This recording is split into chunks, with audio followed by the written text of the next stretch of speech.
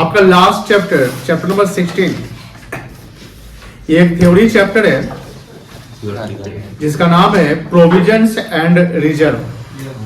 Provisions का मतलब होता है कि कोई भी फ्यूचर एक्सपेंस को हम एस्टिमेट्स करते हैं, और रिजर्व्स का मतलब होता है कि कोई एक रिजर्व या कोई फंड क्रिएट करते हैं कि फ्यूचर में कोई भी जो कॉन्टिजेंसी या अनसर्टेनिटी होगा उसको मीट करने के लिए।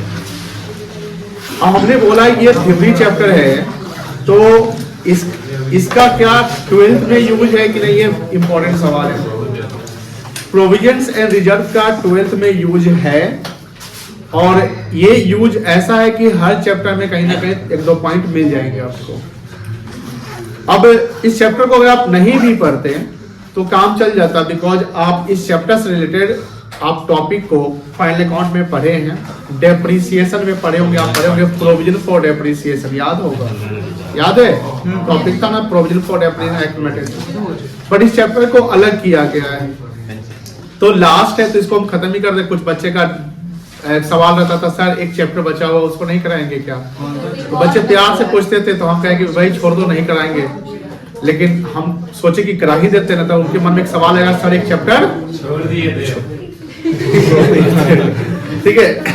तो अब यहाँ समझना है कि ये चैप्टर करीब बहुत बड़ा है क्या? तो चैप्टर बहुत बड़ा नहीं है, हम मैक्सिमम लेंगे तो 2 दिन लेंगे, और कोशिश करेंगे अगर खत्म करने का तो आज भी खत्म कर दो, लेकिन हम सोचते हैं कि 2 दिन लेना सही रहेगा, ठीक है। पहला दिन जैसे आज जो डे 1 है, अब हला नहीं करेंगे, तो आज हमको ये समझना है कि प्रोविजन और रिजर्व क्या है। आप ओरली हम पहले समझाएंगे, आपको आसानी से समझ में आ जाएगा। जैसे याद होगा कि अकाउंट्स में जो हम शुरुआत किए थे अकाउंट्स का, तो अकाउंट्स का शुरुआत किए थे तो हम जर्नल से आपकी शुरुआत नहीं किए थे, आपको बेसिक कॉन्सेप्ट्स ऑफ अकाउंट्स बताए थे कि अकाउंट्स होते क्या है, उससे क्या प्रिंसिपल्स फंडामेंटल है, क्या सिस्टम होता है, कि उस सिस्टम को हम पूरे इंडिया में अकाउंट्स में उस सिस्टम को फॉलो किया जाता है, नॉट ओवर इंडिया, पूरे वर्ल्ड में एक अकाउंटिंग सिस्टम होता है। तो उसमें कुछ कॉन्सेप्ट से जो नए बच्चे जो बाद में ज्वाइन किए थे उनको भी हमने पीडीएफ या क्लास दिया, लेकिन उन लोग नालायक बच्चे शायद नहीं देखे। लेकिन जो शुरुआत से जो ज्वाइन किए हुए हैं उनको ये ध्यान होगा कि हाँ ये सब टॉपिक पढ़ाए थे। हाँ ये हो सकता है कि आप भूल गए होंगे, मैं आपको रिवाइज करा दूंगा। जैसे अकाउंटिंग कॉन्सेप्ट्स में हमने आपको बताया था कि अकाउंटिंग कॉन्सेप्ट का एक फंडामेंटल अकाउंटिंग एजम्पशन होता है। फंडामेंटल अकाउंटिंग एजम्पशंस का मतलब होता है कि आपको वो एज्यूम करके चलने पड़ेंगे कि ये सिस्टम को माना गया है। कुछ चीज हम जो है प्रिज्यूम करके चलते हैं कि हाँ ये होगा, बाय डिफॉल्ट होगा। Fundamental accounting assumption, fundamental in the sense कि अकाउंटिंग के कुछ फंडामेंटल्स जिसको हमको प्रिज्यूम करना पड़ेगा कि ये चलेगा ही चलेगा, मतलब वो होना ही है। उस फंडामेंटल अकाउंटिंग एजम्पशन में 3 चीज होते हैं जो फंडामेंटल अकाउंटिंग एजम्पशन, यानी ये माना ही जाता है कि ये 3 चीज एग्जिस्ट करेगा। उसमें एक था कंसिस्टेंसी। कंसिस्टेंसी डेप्रिसिएशन वाले चैप्टर में भी है। थ्योरी में आपके एमसीक्यू सवाल होंगे कि डेप्रिसिएशन का हम हर साल एक ही मेथड फॉलो करते हैं, जैसे स्ट्रेट लाइन मेथड था डेप्रिसिएशन का, या रिटेन डाउन वैल्यू मेथड था। तो कोई ऑर्गेनाइजेशन अगर एसएलएम मेथड यूज करता है तो हर साल क्या करेगा, एसएलएम यूज करेगा। कोई ऑर्गेनाइजेशन अगर डब्ल्यूडी यूज करता है तो हर साल क्या यूज करेगा। तो जब हम एक ही सिस्टम को रिपीटेडली हर साल बिजनेस में यूज करते हैं अकाउंटिंग के लिए, तो उसको बोलते हैं कंसिस्टेंसी। कंसिस्टेंसी को अगर हिंदी बोलते हैं निरंतरता, निरंतर, यानी आप रेगुलर किसी चीज को आप फॉलो करते हैं। जैसे आप कंसिस्टेंटली आप क्लास रेगुलर आते हैं तो आप क्या कहेंगे, कंसिस्टेंट, वी आर कंसिस्टेंट।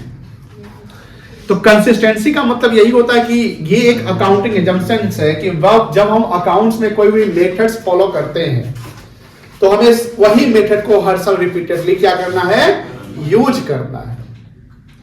दूसरा फंडामेंटल अकाउंटिंग एजम्पशन है एक्रूअल कॉन्सेप्ट्स। ये याद होगा, एक्रूअल कॉन्सेप्ट बार बार हम आपको बताते हैं कि अकाउंटिंग करने के एक कैश सिस्टम ऑफ अकाउंटिंग होता है और एक एक्रूअल कॉन्सेप्ट होता है। एक्रूअल कॉन्सेप्ट होता है कि जो भी ट्रांजैक्शन या इवेंट उस अकाउंटिंग पीरियड में ऑकर्ड होता है, चाहे वो कैश में हो या ना हो, उसको हम रिकॉग्नाइज करते हैं। जैसे मान लो क्रेडिट सेल करते हैं या क्रेडिट परचेज करते हैं। अब मान लो कि आज है 13 जनवरी, आज हमने क्रेडिट सेल किया, तो आज ही के दिन में हमको इसकी एंट्री करनी पड़ेगी।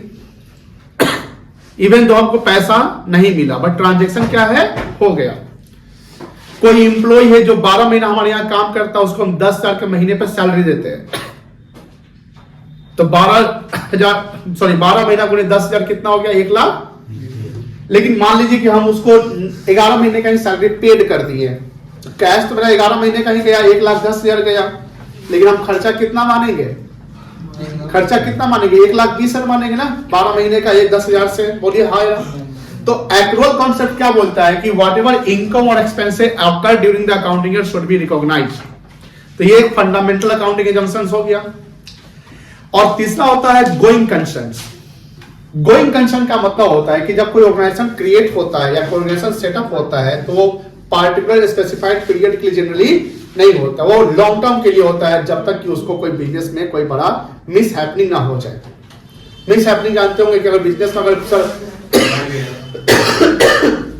लगातार लॉस हो रहा है, प्रोप्राइटरशिप बिजनेस से प्रोप्राइटर ही मर गया, पार्टनरशिप बिजनेस से पार्टनर में ही कुछ डिस्प्यूट्स हो गया, आप कोई इलीगल एक्टिविटी में आ गए, या गवर्नमेंट ने उस प्रोडक्ट को ही बैन कर दिया, जैसे बिहार में शराबबंदी हुई थी, तो वो सब मिस हैपनिंग कहलाएगा। तो वो मिस हैपनिंग कहलाएगा, तो उसमें आपको बिजनेस बंद करना पड़ेगा। लेकिन अगर आपका बिजनेस मिस हैपनिंग से नहीं, मतलब में नहीं है, छोटे मोटे प्रॉब्लम्स होते हैं वो आप सॉर्ट आउट कर लेते हैं, प्रॉफिट ठीक ठाक हो रहा है, तो बिजनेस को आप क्या करेंगे, हर साल क्या करेंगे, आप उसको चलाते रहेंगे, और उसका कहीं ना कहीं फिर बिजनेस में कोई सक्सेसर आते रहेगा। जैसे टाटा कंपनी का ही देख लीजिए, रतन टाटा नहीं है लेकिन टाटा कंपनी तो है ना। अब टाटा कंपनी को फाउंड रतन टाटा भी तो नहीं किए थे, JRD टाटा किए थे। अब उनके बाद सक्सेसर आया रतन टाटा, रतन टाटा के बाद उनके बहुत सारे फैमिली मेंबर्स जो जहां से था, वो लोग भी अपना बिजनेस को संभाल रहे हैं। अब रिलायंस की बात कर लेते हैं, जो पुरानी कंपनी, फाउंडर कोई और बिजनेस अभी भी चल रहा है, फाउंडर नहीं है। एप्पल की बात कर लीजिए आप, माइक्रोसॉफ्ट में बिल गेट्स है, बिल गेट्स का भी एज है, अब उन्होंने सत्य नडेला को बना दिया CEO कंपनी का। एक समय माइक्रोसॉफ्ट के CEO नहीं रहे, सॉरी ये जो फाउंडर नहीं रहेंगे मान लो, लेकिन माइक्रोसॉफ्ट तो रहेगा। तो ये कहलाता है गोइंग कंसर्न। गोइंग कंसर्न मतलब कि परपेचुअल सक्सेशन पे बिजनेस को क्या है, वो आगे चल रहा है, उसके मेंबर और डायरेक्टर आते और जाते हैं, बट कंपनी या कोई भी ऑर्गेनाइजेशन क्या है, चलते रहे। अब बात आती है कि सर इस जो फंडामेंटल अकाउंटिंग एजम्पशंस, जो ये कंसिस्टेंसी एक्रोस गोइंग कंसर्न्स है, इसका इस चैप्टर से क्या लेना देना है। तो लेना देना है, जैसे मान लीजिए कि हमने सैलरी का एग्जांपल लिया कि आपका सैलरी एक्सपेंस कितना बन गया, मान लो 1,20,000, बोलो हाँ ना। और आपने सैलरी जो पेड किया, आपने सपोज कि मार्च का पैसा आप अप्रैल में देते हो, आप 10 अप्रैल तक पैसा नहीं, हर महीने के एंड जो होते हैं उस महीने का पैसा अगले महीने के 10 तारीख तक पैसा मिलता है, ऐसा समझ, सिस्टम समझ गया। तो ऑब्वियसली मार्च का पैसा कब मिलेगा, तो मार्च और अप्रैल सेम फाइनेंशियल ईयर की अलग अलग फाइनेंशियल ईयर हो गया, अलग अलग। मार्च खत्म तो ये साल खत्म, अप्रैल तो नया साल शुरू हो जाएगा अकाउंट्स की भाषा में, फाइनेंशियल ईयर जब हम कहते हैं। तो आपने सपोज कि 1,10,000 पेड कर दिया, ये कैश पेड किया, इसका मतलब ये 10,000 को आप क्या बोलेंगे, आउटस्टैंडिंग सैलरी, आउटस्टैंडिंग एक्सपेंस, जो भी नाम होगा, आउटस्टैंडिंग मतलब बकाया। तो अब ये आउटस्टैंडिंग जो सैलरी या एक्सपेंस जो भी है, इसको आप कहां दिखाओगे, लाइब्रेरी में दिखाओगे, कैश बुक में आप 1,10,000 दिखाओगे, बिकॉज कैश आपका 1,10,000 जा रहा है। और जो प्रॉफिट एंड लॉस अकाउंट बनाओगे उसमें कितना दिखाओगे, 1,00,000। तो यहां पर बात हो रही है कि हमने खर्चे का जो एस्टिमेशन किया, तो मेरा खर्चे का एस्टिमेशन 1,20,000 है। इस साल का खर्चा का एस्टिमेट, सैलरी का खर्चा का एस्टिमेट कितना है, 1,20,000। हमने एस्टिमेट कर लिया कि 1,20,000 is the salary expenses, but organisation paid 1,10,000। Company organisation ने कितना पेड किया, 1,10,000। तो यहां पर 10,000 का ऑर्गेनाइजेशन ने क्या किया, प्रोविजन किया, प्रोविजन फॉर लायबिलिटी, प्रावधान हिंदी में बोलते हैं, प्रावधान। मतलब कि सर हमें क्या है कि इस साल का जो 10 रुपया अभी खर्चा हमने पेड नहीं किया, वो हमें पेड अगले साल में किसी समय पेमेंट करने पड़ेंगे। यानी इस साल की 10 साल की लायबिलिटी चल रही है और ये लायबिलिटी हमें कहीं ना कहीं नियर फ्यूचर में पेमेंट करने होंगे। तो इसको बोलते हैं प्रोविजन, रिजर्व नहीं, प्रोविजन, दोनों अलग अलग। तो प्रोविजन जनरली एक्सपेंसेस का करते हैं, जहां पर हम एक लायबिलिटी क्रिएट करते हैं कि इतना हमें कोई ना कोई पेमेंट करने हैं या इतना हमें कहीं ना कहीं खर्चे को एडजस्ट करने हैं। Provision, provision for expenses, provision for bill repair. Depreciation की बात करते हैं तो डेप्रिसिएशन भी हमारा क्या है, खर्चा है। उसका भी हम एक्यूमुलेशन करते हैं कि सर डेप्रिसिएशन को हम एसेट पे नहीं दिखाते हैं, एसेट्स को हिस्टोरिकल कॉस्ट पे जब दिखाते हैं तो डेप्रिसिएशन का एक प्रोविजन करना पड़ता है। और हर साल के डेप्रिसिएशन को हमको कहां डालना पड़ता है, प्रोविजन फॉर डेप्रिसिएशन। कोई दिक्कत नहीं है। तो provision is means what, provision is means the estimation of expenses which are made to pay in the near future. तो सर रिजर्व क्या होता है, रिजर्व करना मतलब reserve is the fund which is created from the profit and set aside for meeting the future contingency। set aside का मतलब क्या होता है, अलग रखना। रिजर्व मतलब अलग रखना। जैसे मान लो ये हमारे वर्कर्स है, ये हमारे क्या है, वर्कर्स है, काम करते हैं। तो वर्कर से काम करते तो कहीं ना कहीं कुछ इवेंट हो सकता है, मतलब किसी का कोई कुछ हो सकता है, प्रॉब्लम हो सकता है, मेडिकल इशू आ सकता है। अब मेडिकल इशू काम करता अगर किसी वर्कर को होता है तो वो पर्सनल खर्चा से वो मेडिकल ट्रीटमेंट करवाएगा कि ऑफिस से खर्चा से करवाएगा, ऑब्वियसली ऑफिस से खर्चा से। अब बड़ा बड़ा फैक्ट्री में मान लीजिए कि ऐसा कोई इवेंट हो जाता है तो ऑर्गेनाइजेशन में जो वर्कर है जिनको लॉस होता है वो क्या बोलेंगे, कॉम्पनसेशन दीजिए। क्या दीजिए, कॉम्पनसेशन मतलब मुआवजा। तो ऑर्गेनाइजेशन क्या करती है कि भैया ये हमारे जो वर्कर है वो हमेशा कॉम्पनसेशन लेने आ जाते हैं, तो हम ना एक काम करते हैं, एक रिजर्व क्रिएट कर लेते हैं जिसका नाम हम रख देते हैं workman compensation reserve. Workman compensation reserve partnership में पढ़ोगे आगे 12th में तो इसका यूज होगा। तो वर्कमैन कॉम्पनसेशन रिजर्व होता है क्या है, workman compensation reserve is the reserve which are set aside to meeting the expenses or meeting the claim of workers। Meeting मतलब मीट करना होता कि फुलफिल करना। एंड जो वर्कर क्लेम करने आएंगे हमारे वर्कर्स कि साहब ऐसे ऐसे प्रॉब्लम हो गया, तो उनके क्लेम को कॉम्पनसेट करने के लिए रुको तुम्हारा व्यवस्था किए हुए कोई रिजर्व निकालेंगे। तो वो अब आपके क्लेम के लिए हम आपके टाइप का एक रिजर्व बना देते हैं जिसको बोलते हैं वर्कमैन कॉम्पनसेशन रिजर्व। जैसे प्रोविजन फॉर डेप्रिसिएशन हम अगर प्रोविजन करते हैं तो उसमें डेप्रिसिएशन का अमाउंट डालेंगे, उसमें एमोर्टाइजेशन थोड़ी डालते या उसमें कोई सैलरी या कोई और खर्चा थोड़ी डाल देंगे। मतलब कि जिस चीज के लिए आप रिजर्व बना रहे हो उस रिजर्व का यूज उसी चीज के लिए होना चाहिए। मेरी बात समझ में आ रही है? जैसे टूर्नामेंट फंड बनाया, कोई ऑर्गेनाइजेशन ने टूर्नामेंट फंड बनाया या स्पोर्ट्स फंड बनाया, स्पोर्ट्स फंड, वाह, तो स्पोर्ट्स फंड यानी स्कूल सब में होता होगा स्पोर्ट्स फंड। तो स्पोर्ट्स फंड में जो पैसे हैं उसका यूज किस चीज के लिए किया जाएगा, खाना है।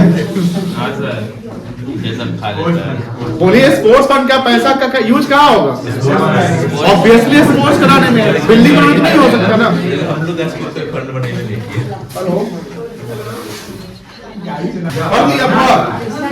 एक सेकेंड बताइए, अभी तक नहीं पढ़े। प्रॉफिट और लॉस अकाउंट पे चार्ज होता है एस्टीमेट अकाउंट पे।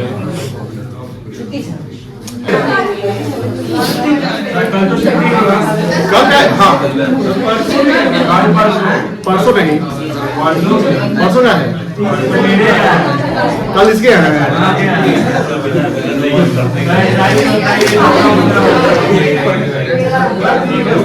आज भी है, आज भी है क्या, आज भी कुछ है।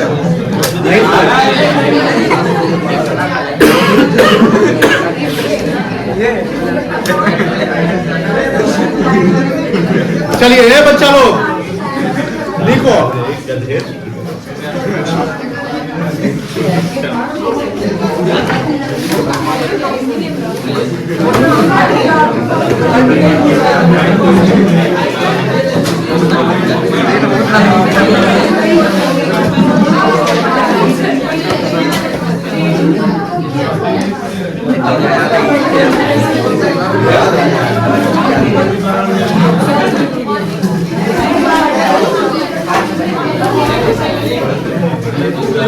ठीक ना?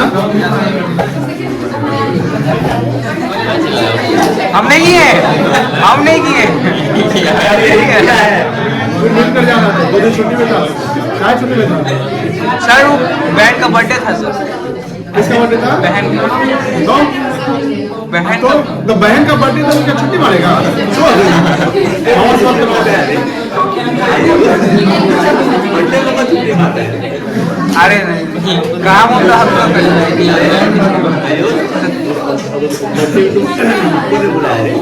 हाँ भाई बर्थडे में कौन बुलाया?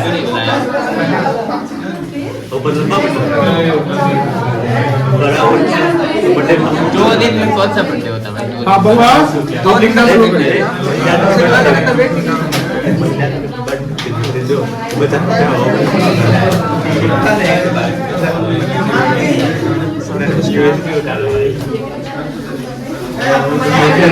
लिखना है सर।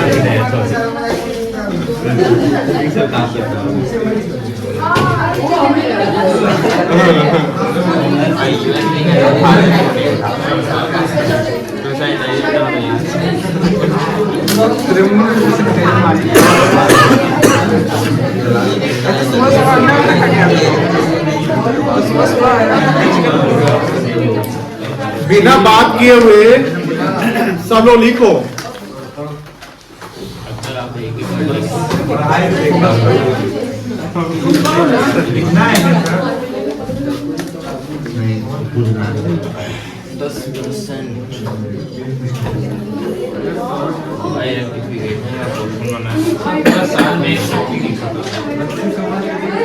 लिखेगा तो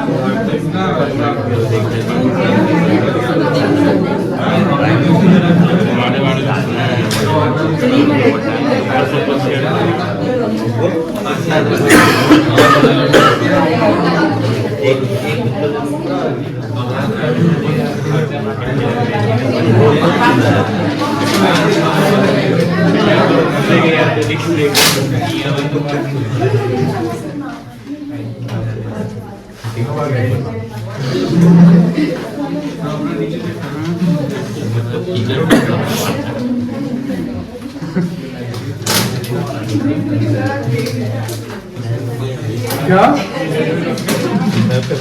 देख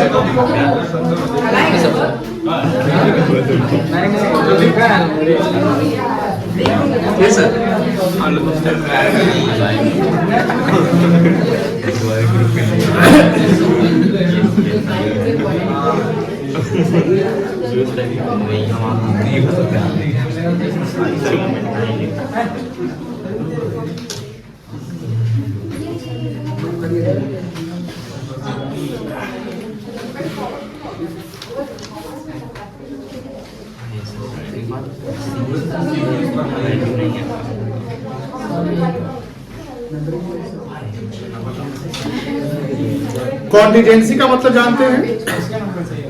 दुर्घटना। कॉन्टिजेंसी का मतलब होता है अनसर्टेनिटी, ठीक है? दुर्घटना। नहीं, देखो बैटमैन का वो देख रहे हो मूवी का कंटिजेंसी का मतलब हैपनिंग दुर्घटना और नॉट हैपनिंग इसको kick off an event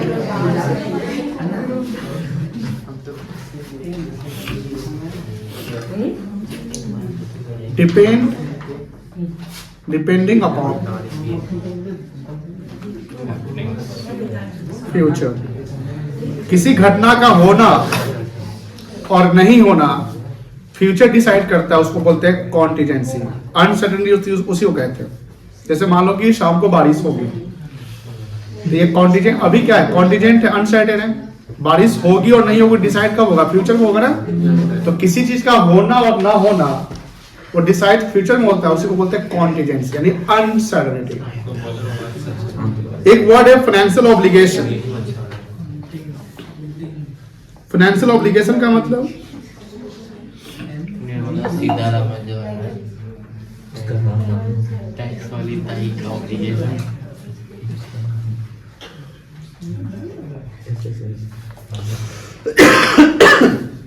means the liability. रे यही तुम कब खत्म किया था?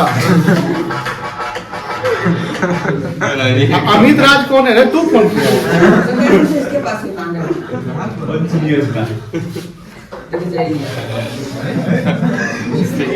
अभी लगेगा पिता इसको। लाओ तो अमित फोन इधर आओ। लाओ लाओ लाओ इधर आओ। उमंग कहाँ से करता बदमाशी रे? गलत बात है।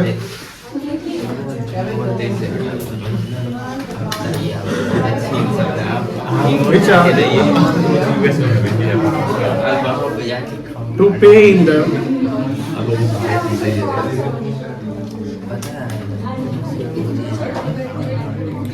near future.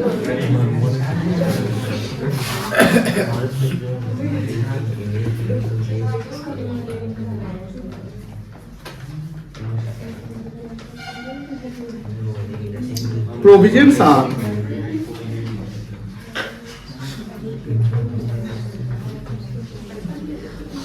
regularly based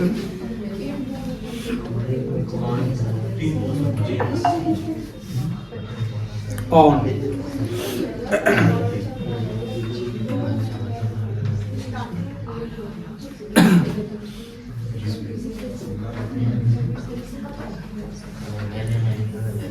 future expectation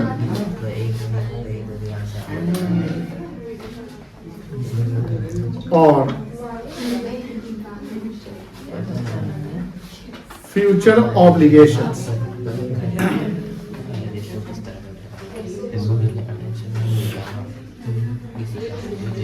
We know that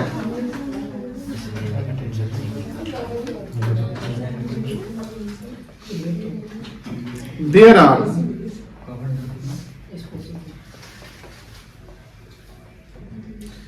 three fundamental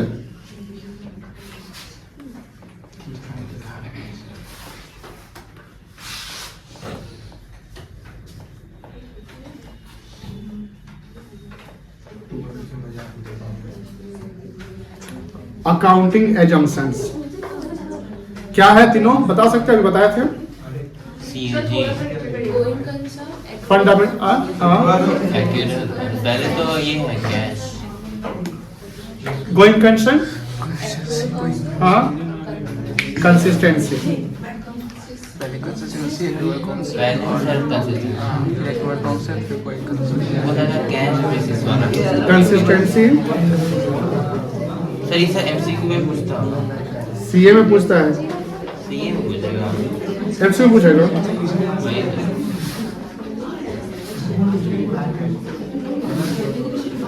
मेरा पैसा बोल रही हूँ सीए ही करा मैं एक बर्थडे के बाद गया था वो साइंस लेके मैं नहीं रखा साइंस में भी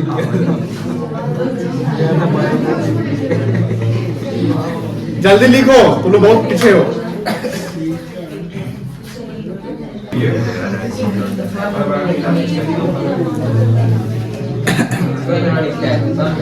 हाँ बोल मैंने चाहा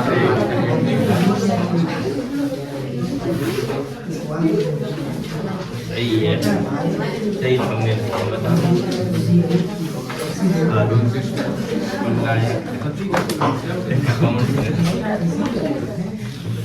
consistency concept means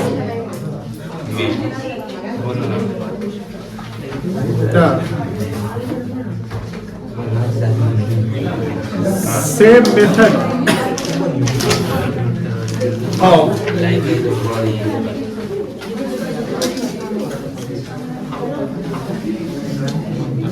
accounting are followed.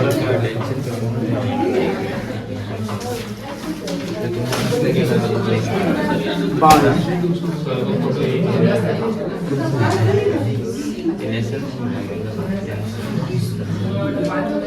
businessman every year, like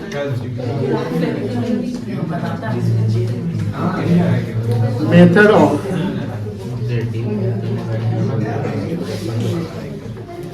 charging depreciation,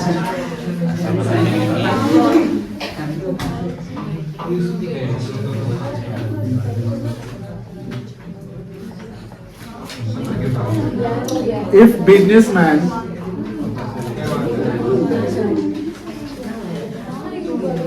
follow the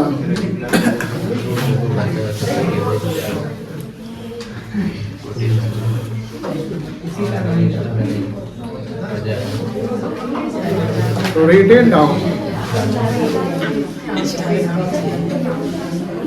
value method of depreciation,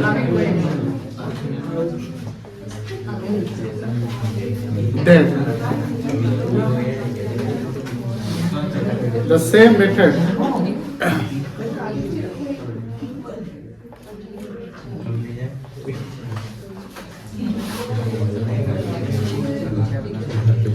will be followed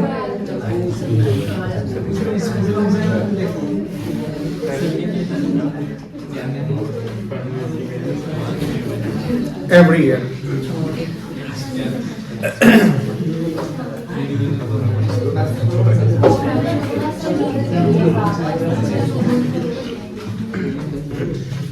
Accrual concept means the expenses or income which are occurred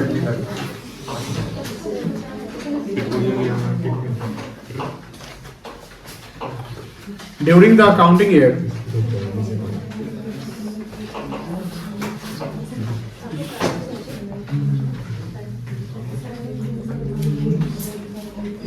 should be recognized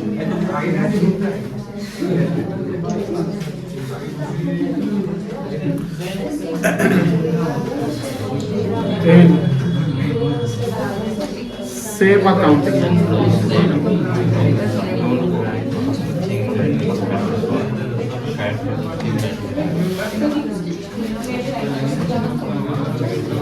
Here, consistency concept छूट गया and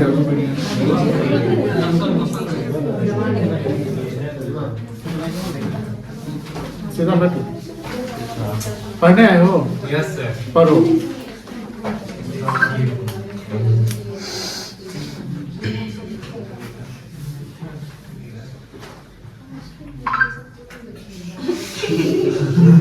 उमान तुम मिल के जाना।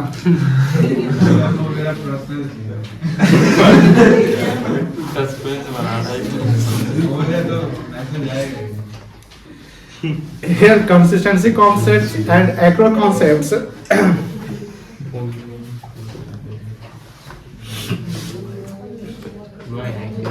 for accounting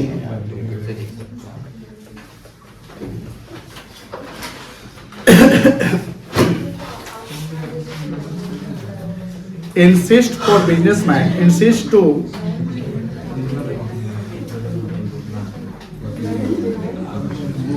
businessman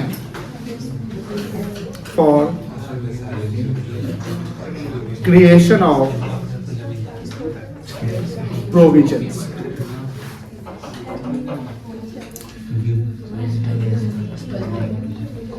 Provision for expenses. Provision is the charge against profit. Provision क्या है हमारा? Charge against profit, which means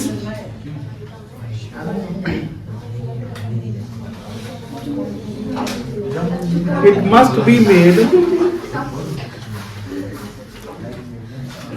even firm suffer losses.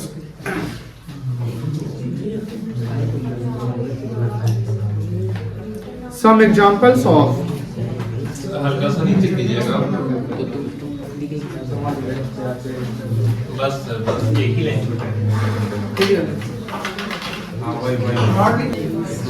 Vision of machinery.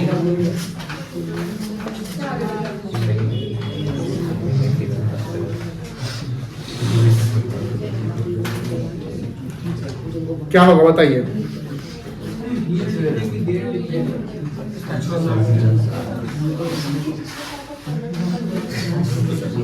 Provision for, अब ये क्या होता है जानते होंगे? यस सर, बहुत अच्छा से।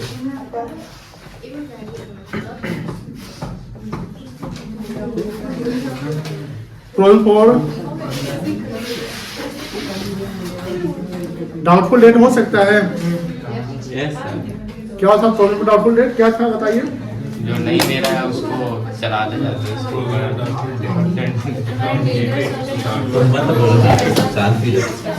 क्या डेट है?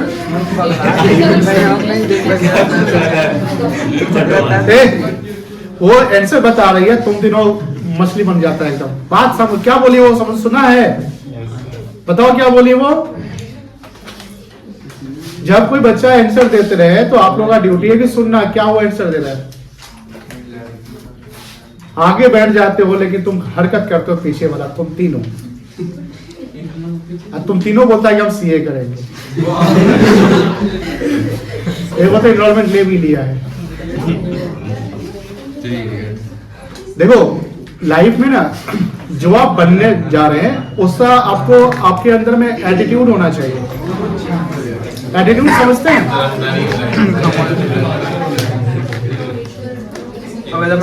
एटीट्यूड का इन द सेंस कि आप जो चीज करने वाले उसके अकॉर्डिंग आप उसका आपका बिहेवियर, आपका चाल चलन, आपका व्यवहार सब वैसा होना चाहिए। आप कभी डॉक्टर के यहाँ जाते होंगे तो कंपाउंडर के बोलने का तरीका और डॉक्टर के बोलने के तरीका में आप देखिएगा या उनके चलने या कुछ भी करने के तरीके में काफी अंतर होता है। अब जस्ट लाइक चार्टर्ड अकाउंटेंट और कोई चार्टर्ड अकाउंटेंट और कोई अकाउंटेंट है तो उनके बात करने में अंतर होता है। तो आप अगर जो कोर्स करने वाले हो उसके बारे में रिसर्च करो, उसको जानो, उसका वैसा अपने लाइफ में वैसा चीज लाओ, सीखने की कोशिश करो। तो फर्स्ट स्टेप पे पहुंचे ही नहीं कि आप वैसा आप लोग कर नहीं रहे हैं। हम वैसा आपको बताते हैं सर, वो क्या लिखते हैं कि जो चीज करना है आपको वैसा, यानी पढ़ाई जब करनी है तो पढ़ाई पे फोकस करनी है, नो हंसी मजाक। हंसी मजाक एक टाइम सेलेक्ट करिए कि हाँ 10 बजे क्लास हो जाए फिर हम हंसी मजाक करेंगे। लेकिन जब 8 से 10 क्लास में बैठे हुए हैं ना और आपका लाइफ जो टारगेट है लॉन्ग टर्म टारगेट है तो आपको 8-10 ये फोकस करने हैं। आप किसी चीज पर फोकस नहीं, कोई दोस्त पे नहीं फोकस। यहाँ क्लास में कोई दाया बाया नहीं, कोई दोस्त नहीं। सिर्फ आपकी पढ़ाई, आपकी बुक, आपकी कॉपी, आपका दोस्त, ये सब चीज अपने दिमाग में भरो, बातें नहीं समझता है, डेली डांट सुनता है। अब तू तो बहुत चेंज हो गया, बदल गया है। शुरुआत जो तुम्हारा किया है, तुम्हारा पढ़ाई अच्छा था, लगता है दूसरी दुनिया में पहुंच गया है, पैरेलल यूनिवर्स में पहुंच गया है, तो वो वही है। देखिए अब 12th शुरू होने वाला है, आप जो चीज है तो सब लोग को हम यही बोलते हैं कि भैया सीरियस हो जाए, तो दिक्कत होगा। अभी आप करियर का शुरुआत करने जा रहे हैं, कोई करियर बना तना नहीं है। ए लड़का ध्यान सुना क्या बोले हम, सब है कौन 11th का, ये चैप्टर इंपॉर्टेंट है।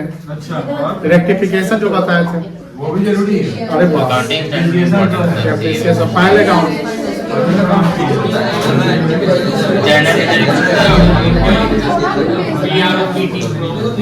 वो उसका मतलब क्या था? चार्ज अगेंस्ट प्रॉफिट प्रॉफिट कहाँ लिखा हुआ है? ये दूसरा पॉइंट, बीच वाला पॉइंट। हाँ प्रॉफिट, एक मिनट। चार्ज अगेंस्ट प्रॉफिट का मतलब हुआ, जैसे मान लो कि हमको डाउटफुल डेट क्रिएट करना है, तो आप उसको पीएल में दिखा देते हो, तो समटाइम जब पीएल में दिखाते हैं उसके बाद भी क्या होता है, रिजल्ट क्या होता है, नेट लॉस आता है ना, आता है नेट लॉस। तो चार्ज अगेंस्ट प्रॉफिट का मतलब कि ऑर्गेनाइजेशन को प्रॉफिट हो या लॉस हो उससे मतलब नहीं है। ध्यान सुनिएगा, ये जो वर्ड है, अभी ध्यान सुनिएगा, 12th में ये भी इंपॉर्टेंट है, वो बात नहीं। चार्ज अगेंस्ट प्रॉफिट, ये वर्ड इससे रिलेटेड 110%, 100% नहीं, 110 यानी कंफर्म एक नंबर का सवाल कम से कम आपके एग्जाम में 12th बोर्ड में आएगा। कितना नंबर का आएगा भाई, वो टॉपिक चार्ज प्रॉफिट वर्ड है, उससे आप 10 नंबर नहीं बोल सकते हैं, क्या ही जाएगा।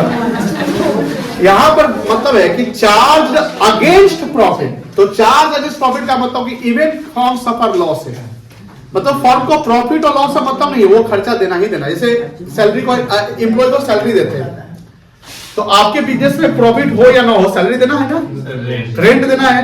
हम डेटा पे डाउटफुल डेट क्रिएट कर दिए, ये सब का पीएल में दिखा रहे थे। जो चीज पीएल में दिख रहा है, व्हाटएवर द अमाउंट, जो भी अमाउंट कहां दिख रहा है, पीएल में, प्रॉफिट एंड लॉस अकाउंट में, वो सारा का सारा कराएगा चार्ज अगेंस्ट प्रॉफिट। मतलब वो वही दिखता है बिकॉज खर्चा होता है, उसमें कोई रिजर्व नहीं दिखता है। दिखता है पीएल में रिजर्व कभी देखे? नहीं देखे। आप वहां लिखते हैं प्रोविजन, वहां क्या लिखते हैं, provision, provision for doubtful debt, वहां रिजर्व नहीं करते हैं।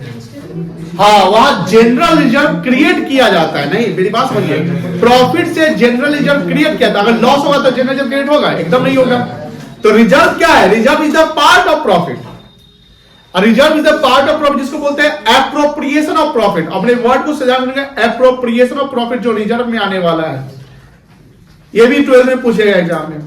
तो एप्रोप्रिएशन मतलब होता है बंटवारा, पार्ट, एप्रोप्रिएट करना मतलब बंटवारा, एप्रोप्रिएशन मतलब क्या हुआ, पार्ट। तो प्रोविजन क्या है? चार्ज अगेंस्ट प्रॉफिट है। प्रोविजन क्या है? चार्ज अगेंस्ट प्रॉफिट है। लेकिन रिजर्व की जब बात करेंगे हम, तो रिजर्व चार्ज अगेंस्ट प्रॉफिट नहीं है, तो वो सर है क्या, वो एप्रोप्रिएशन ऑफ प्रॉफिट है, मतलब कि वो प्रॉफिट का एक टुकड़ा है। जैसे मान लो कि हम 10 लाख का प्रॉफिट बनाए, या कोई कंपनी प्रॉफिट बनाती है, जैसे आप सुनोगे dividend is the part of profit which are paid by company to the share holder, सुने ना? तो डिविडेंड कंपनी कब देगी? जब कंपनी को प्रॉफिट। तो प्रॉफिट जब होता है तो कोई प्रॉफिट को एक ही फंड में नहीं रखा जाता, उस प्रॉफिट का टुकड़ा करते हैं। ये जो पार्ट है वो डिविडेंड में चला जाएगा, ये पार्ट टैक्स चला गया, ये पार्ट का जनरल रिजर्व कर लेते हैं, ये हमारे वर्कर है उसका कोई कॉम्पनसेशन आएगा तो इस पार्ट का कुछ वर्कमैन कॉम्पनसेशन रिजर्व कर लेते हैं। तो कोई भी रिजर्व जो बना रहे हैं ना, ध्यान सुनिएगा, कोई भी जो हम रिजर्व बनाते हैं तो रिजर्व प्रॉफिट से बनाया जाता है। रिजर्व किससे बनाया जाता है? प्रॉफिट। और प्रॉफिट दो प्रकार का, एक रेवेन्यू प्रॉफिट होता है और एक कैपिटल प्रॉफिट होता है। तो रेवेन्यू प्रॉफिट से जो रिजर्व बनाते हैं उसको रेवेन्यू रिजर्व कहेंगे, और जो कैपिटल प्रॉफिट से प्रॉफिट रिजर्व बनाते हैं उसको बोलते हैं कैपिटल रिजर्व। बट कोई भी रिजर्व किससे बनेगा? प्रॉफिट से। तो reserve means the appropriation of profit, not the charge against profit, but provision is the charge against profit. This is the main difference between the word appropriation and the word charge against. तो सब पूछा जाए कि provision क्या है, charge है कि appropriation है, तो क्या बोलेंगे आप? चार्ज है। और रिजर्व क्या है? एप्रोप्रिएशन। क्लियर हो गया? ये क्लियरिटी चाहिए। रिजर्व और प्रोविजन का मेन जो फंडा है यही है। अब बहुत सारे एग्जाम्पल इसमें है, provision for depreciation, provision for doubtful debt, और क्या हो सकता है बताइए? बताओ साक्ष्य तो बताओ। क्या मशीनरी? अब बताइए उसका। Very good. Provision for tax, tax का प्रोविजन नहीं करते, जो हम एस्टिमेट करते हैं कि ये खर्चा हो सकता है, पेमेंट करना पड़े या हो सकता है। प्रोविजन फॉर, ऐसे तो प्रोविजन फॉर रेंट भी हो जाएगा। हाँ, आउटस्टैंडिंग रेंट हो जाएगा। प्रोविजन फॉर, सर अगले साल का ना हमें प्रोविजन कर रहे हैं, पैसा बचा रहे हैं अगले साल के लिए। जो आप फ्यूचर के लिए एस्टिमेट कर रहे हैं ना, उसी को ना प्रोविजन फॉर टैक्सेस हो सकता है, सैलरी भी हो सकता है। सैलरी। जो फ्यूचर एस्टिमेट मतलब कि हम कोई एस्टिमेट करते हैं कि इतना खर्चा हो सकता है, ऐसे तो आप प्रोविजन एसेट्स का भी कर सकते हैं, इतना हमारा बजट है, इतना मशीन का यूज हो सकता है। बट प्रोविजन, वो जो मशीनरी वो कैपेक्स में चला जाएगा। और क्या हो सकता है? सैलरी, बोल दिए भाई। प्रोविजन फॉर रिपेयर मेंटेनेंस कर सकते हैं। Yes sir. इलेक्ट्रिसिटी बिल कर सकते हैं, ट्रैवलिंग कर सकते हैं, यानी जो हम फ्यूचर के लिए एस्टिमेट करते हैं। प्रोविजन का मतलब पेड नहीं है, प्रोविजन का मतलब पेड नहीं है, वो पेड होगा। मेरी बात समझ रही है ना? जैसे 1,20,000 सैलरी बना तो आपने कितना पेड किया? 1,10,000। तो बताइए प्रोविजन 1,10,000 कहलाएगा कि 1,20,000 कहलाएगा कि 10,000 कहलाएगा? 10,000 जो हम प्रोविजन यानी जो हम आगे पेड करेंगे। तो इसलिए आप देखते होंगे कि सर आउटस्टैंडिंग सैलरी को सैलरी में जोड़ भी दिया जाता है और उधर बैलेंस शीट के लायबिलिटी में दिखा दिया जाता है, बिकॉज खर्चा इस साल का बन तो गया, खर्चा बन गया लेकिन दिए नहीं, बन गया लेकिन दिए नहीं। कुछ प्रोविजन ऐसे होते हैं सर जो हमको पता ही नहीं कि कितना होगा, जैसे डाउटफुल डेट, एक होता है बैड डेट, एक होता है तो बैड डेट तो समझ कि डूब गया पैसा, लेकिन डाउटफुल डेट क्या एक्चुअल लॉस पता चलता है? नहीं चलता है। सर प्रोविजन फॉर सैलरी में तो सैलरी पता चला कि इतना देना, हाँ वो एक्चुअल है, लेकिन कुछ चीजें प्रोविजन फॉर टैक्स, आगे क्या इनकम होगा, क्या टैक्स बनेगा, वो आपको अभी नहीं पता है। अभी कौन सा फाइनेंशियल ईयर चल रहा है? 24-25। 24-25 में अभी लगभग 2.5 महीना बचा हुआ है, कह सकते हैं ना, जनवरी आधा, फरवरी और मार्च, और हमको आज वाला टैक्स कैलकुलेट करना है इस साल का लिए। तो 2.5 महीना हम कितना कमाएंगे, वो कॉन्टिजेंट है कि नहीं? हम इनकम का भी प्रोविजन कर सकते हैं, कितना कमाएंगे। तो कुछ एक्सपेंसेस जो होते हैं जो एक्चुअल में आपको पता है कि इतना देना है, ये बात समझ आ रही है? जैसे कोई एम्प्लॉय का 1 महीने का सैलरी बकाया है, वो हम प्रोविजन कर लिए तो वो एक्चुअल बकाया समझ में आ गया, इतना ही देना, उससे ज्यादा नहीं देना है, बात समझ रहे ना? लेकिन कुछ ऐसे एक्सपेंस होते हैं जो आपको एट प्रेजेंट ये नहीं पता है कि आपको कितना पे करना है, उसी को कॉन्टिजेंसी कहते हैं। अनसर्टेन है सर, वो हो सकता है खर्चा ज्यादा भी हो जाएगा, हो सकता है खर्चा कम भी हो जाएगा, इसलिए तो हम प्रोविजन बना लेते हैं। जैसे मशीन पे डेप्रिसिएशन जो आप करते हैं, क्या वो डेप्रिसिएशन एक्चुअल में उतना ही मशीन का वैल्यू घटता है? नहीं घटता। हम शुरुआत डेप्रिसिएशन में बताए थे कि आप 10% तो एस्टिमेट कर लिए कि हाँ 10% सब मशीन घट रहा है, कहीं कहीं 15% भी रहता है, तो सर वो एक्चुअल नहीं होता है। एसेट्स में जो वियर एंड टियर होता है वो एक्चुअल वियर एंड टियर से आप डेप्रिसिएशन नहीं चार्ज करते। तो इसका मतलब यही हुआ कि आप एस्टिमेट करके चलते हैं कि इतना हर साल गिरता वैल्यू कम जाएगा। मेरी बात समझते? This is called the provisions. This is called what? Provision. तो प्रोविजन मे बी एक्चुअल और not. Provision is the contingency, यानी हमने आगे भी ऊपर भी लिखा होगा कि the word provision means the estimation of expenses and the created to cover the specific contingency और फाइनेंशियल ऑब्लिगेशंस। तो प्रोविजन फॉर टैक्स का मतलब कि हमको टैक्स पे करना है, प्रोविजन फॉर सैलरी का मतलब कि हमको सैलरी पे करना है, तो आप बोलोगे sir provision for doubtful debt का मतलब डाउटफुल डेट पे करना होगा, नहीं होगा। वो एस्टिमेशन है इस चीज का कि हमारा जितना इनकम है डेटर से जो पैसा मुझे मिलने वाले हैं उसमें लगता है कि 10% 15% नहीं आएगा। प्रोविजन फॉर डेप्रिसिएशन का मतलब ये नहीं कि आपको पेड करना है डेप्रिसिएशन, मेरी बात समझ रहे हैं? ये आपका एस्टिमेशन है एक्सपेंसेस का कि इतना घट सकता है, इसलिए यहां पर वर्ड लिखा हुआ है। The word provision means the estimation of expenses and created to cover the specific contingency और फाइनेंशियल ऑब्लिगेशन। यहां और वर्ड लिखा हुआ है, तो फाइनेंशियल ऑब्लिगेशन मतलब जो देना है वो प्रोविजन है। कुछ चीज ऐसे जो नहीं भी देना है लेकिन प्रोविजन है, जैसे प्रोविजन फॉर डेप्रिसिएशन।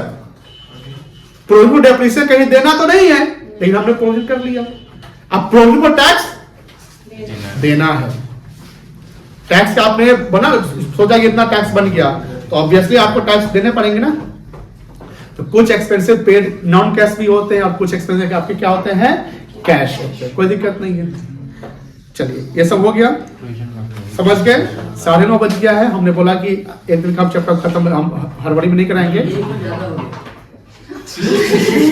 तो इसको हम कल भी कंटिन्यू करेंगे, ठीक है ना? इतना लिख लिए तो लिख लीजिए, नहीं छुट्टी नहीं हुआ, पीएसटी चलेंगे। जैसे हमारा लास्ट चैप्टर अकाउंट्स में चल रहा था प्रोविजंस एंड रिजर्व, है ना?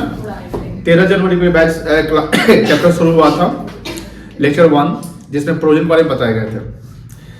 अब थोड़ा सा हम लोग बुक से समझ लेते हैं कि प्रोविजन है क्या। जैसे हमने बताया कि प्रोविजन क्या होता है कि एक एस्टिमेशन होता है एक्सपेंसेस का, जहां पर हम एस्टिमेट करते हैं कि फ्यूचर में कोई एक्सपेंस होगा। प्रोविजन एक्चुअल भी हो सकता है, मतलब कि जैसे मुझे सैलरी पे करने हैं, 2 महीने के सैलरी पे करने हैं तो हमने प्रोविजन कर लिया, तो वो एक्चुअल पे करने के उतना सैलरी पे करना है। लेकिन टैक्स का प्रोविजन करना, डेप्रिसिएशन का प्रोविजन करना, तो वो एक्चुअल नहीं होता, बट आप क्या करते हैं, एस्टिमेट करते हैं। प्रोविजन हमारे लिए समझ लो कि एक चार्ज अगेंस्ट प्रॉफिट होता है। चार्ज अगेंस्ट प्रॉफिट की अगर हम बात करते हैं तो चार्ज अगेंस्ट प्रॉफिट का मतलब ये हुआ कि फर्म को लॉस हो प्रॉफिट हो डजंट मैटर, वो प्रोवाइड करने ही करेंगे, वो खर्च देने ही देने हैं। तो प्रोविजन क्या है, जैसे यहां पर क्या लिखा है, मीनिंग ऑफ प्रोविजन में एक हाईलाइटेड चीज देखिए, जैसे एक्सपेंसेस और लॉसेस और liabilities accounted on the basis of estimation. यानी कोई एक्सपेंस को हम एस्टिमेट कर लिए, कोई एक्सपेंस को हमने क्या कर लिया, एस्टिमेट कर लिया। कोई लॉस को एस्टिमेट कर लिया। सर लॉस को भी एस्टिमेट करते हैं? हाँ कर सकते हैं ना, कर सकते हैं। जैसे मानो मार्केट में, जैसे मानो कि कोई आपने इन्वेंट्री खरीदा बेचने के लिए और मार्केट में कुछ ट्रेंड चेंज हुआ है जिसके कारण उस इन्वेंट्री की वैल्यू गिर गई, हो सकता है?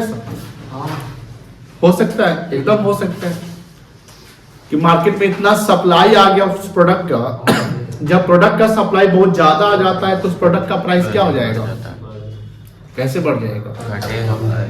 प्रोडक्ट का सप्लाई मार्केट में बहुत ज्यादा है, जैसे अभी गोभी की सप्लाई इतनी ज्यादा है कि गोभी की प्राइस क्या है, कम है। तो जब सप्लाई किसी चीज का ज्यादा हो जाता है तो प्राइस क्या हो जाता है, कम जाता है, ठीक है। और वही अगर सप्लाई कम जाएगा तो प्राइस क्या हो जाएगा, तो हम लॉस का एस्टिमेशन कैसे कर सकते हैं कि सर मान लीजिए कि हमने कोई कॉन्ट्रैक्ट लिया बिल्डिंग बनाने का या रोड बनाने का या किसी चीज का, तो कॉन्ट्रैक्ट जब हम लेते हैं तो फ्यूचर के लिए ना, काम तो आगे होगा लेकिन हम तो कॉन्ट्रैक्ट की बात अभी करेंगे कि हम इस रेट पे या इतना वैल्यू पे हम सामान आपका काम कर देंगे। लेकिन मान लो कि फ्यूचर में रॉ मटेरियल्स का दाम बढ़ गया, लेबर का प्राइस बढ़ गया, ऐसा हो सकता है कि नहीं हो सकता है? तो कॉन्ट्रैक्ट प्राइस तो हमारा पहले वाला जो है वही हो जाएगा ना, लेकिन प्राइस बढ़ने से मेरा कॉस्ट बढ़ गया। तो जब कॉस्ट बढ़ जाएगा लेकिन हमारी वैल्यू कम है तो हमारा लॉस का एस्टिमेशन तो करना पड़ जाएगा कि हाँ भैया अब लॉस हो जाएगा बिजनेस में। जैसे किसी ने मान लो कि शेयर खरीदा तो 3-4 महीने पहले शेयर प्राइस बहुत बढ़ रहे थे, अब मान लो कि उसमें मार्केट में कोई इन किया, शेयर खरीद लिया, उसके बाद मान लो कि वॉर का सिचुएशन हो गया, ये हो गया, वो हो गया, ग्लोबल वार्मिंग हो गया, शेयर प्राइस क्या हो गया, गिर गया। जब कोई इंसान शेयर नहीं खरीदता है या डीमेट अकाउंट जिसका नहीं होता है तो उसको किसी दुनिया का कोई टेंशन नहीं रहता है कि राष्ट्रपति कौन बनेगा, क्या वर्ल्ड न्यूज है, वार होगा क्या।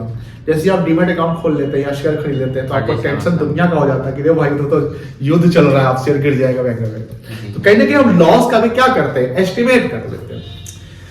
प्लस लायबिलिटी का एस्टिमेशन, लायबिलिटी मतलब आउटस्टैंडिंग में जैसे सैलरी देने हैं, टैक्स देने हैं, क्रेडिटर्स को पेमेंट करने हैं, तो ये लायबिलिटी का एस्टिमेशन है।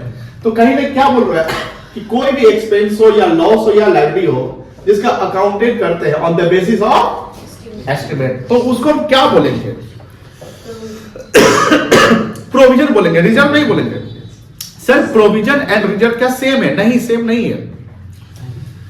प्रोविजन और रिजर्व के बैलेंस क्रेडिट होते हैं, ये तो पता है मुझे, लेकिन दोनों सेम नहीं है। रिजर्व का है, रिजर्व का मतलब प्रॉफिट का टुकड़ा, कोई प्रॉफिट का पार्ट आप रिजर्व में कर दिए, और प्रोविजन का मतलब प्रॉफिट का पार्ट नहीं, वो estimation for future expenses, liability और लॉसेस। ठीक है, अब पढ़िए, provision is amount set aside.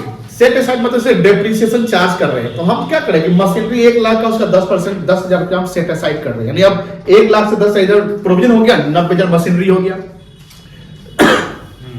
फिर अगले साल 10,000 और निकल गया, तो 20,000 प्रोविजन हो गया टोटल। अब मशीन कितना हो गया? 80,000 हो गया, तो सेट असाइड। तो प्रोविजन क्या है कि कहीं ना कहीं कैसे हम सेट असाइड करते हैं? By charging it. जो डेप्रिसिएशन को उसको कहां चार्ज कर लेते हैं? प्रॉफिट एंड लॉस अकाउंट और statement of PL. Statement of PL company के लिए यूज होता है, profit and loss account non company के लिए यूज होता है। पीएल अकाउंट किसके लिए यूज होता है? नॉन कंपनी के लिए। और statement of profit and loss company के लिए। इसे अब जब हम 12th में जाएंगे तो हम लोग कंपनी पढ़ेंगे, कंपनी अकाउंट्स पढ़ेंगे, शेयर वगैरह पढ़ेंगे, तो वहां जो प्रॉफिट लॉस बनेगा तो वहां पीएल अकाउंट नहीं बनेगा, वहां क्या बनेगा? SPL, statement of profit and loss. ये याद रखिए, पूछ सकते हैं MCQ. In case of company, ये लिखा ना, in case of company to provide for non liability. Non liability का मतलब जैसे सर अननोन लायबिलिटी की क्या बात करें? जैसे मान लो कि कोई किसी ने हमारे ऊपर केस कर दिया,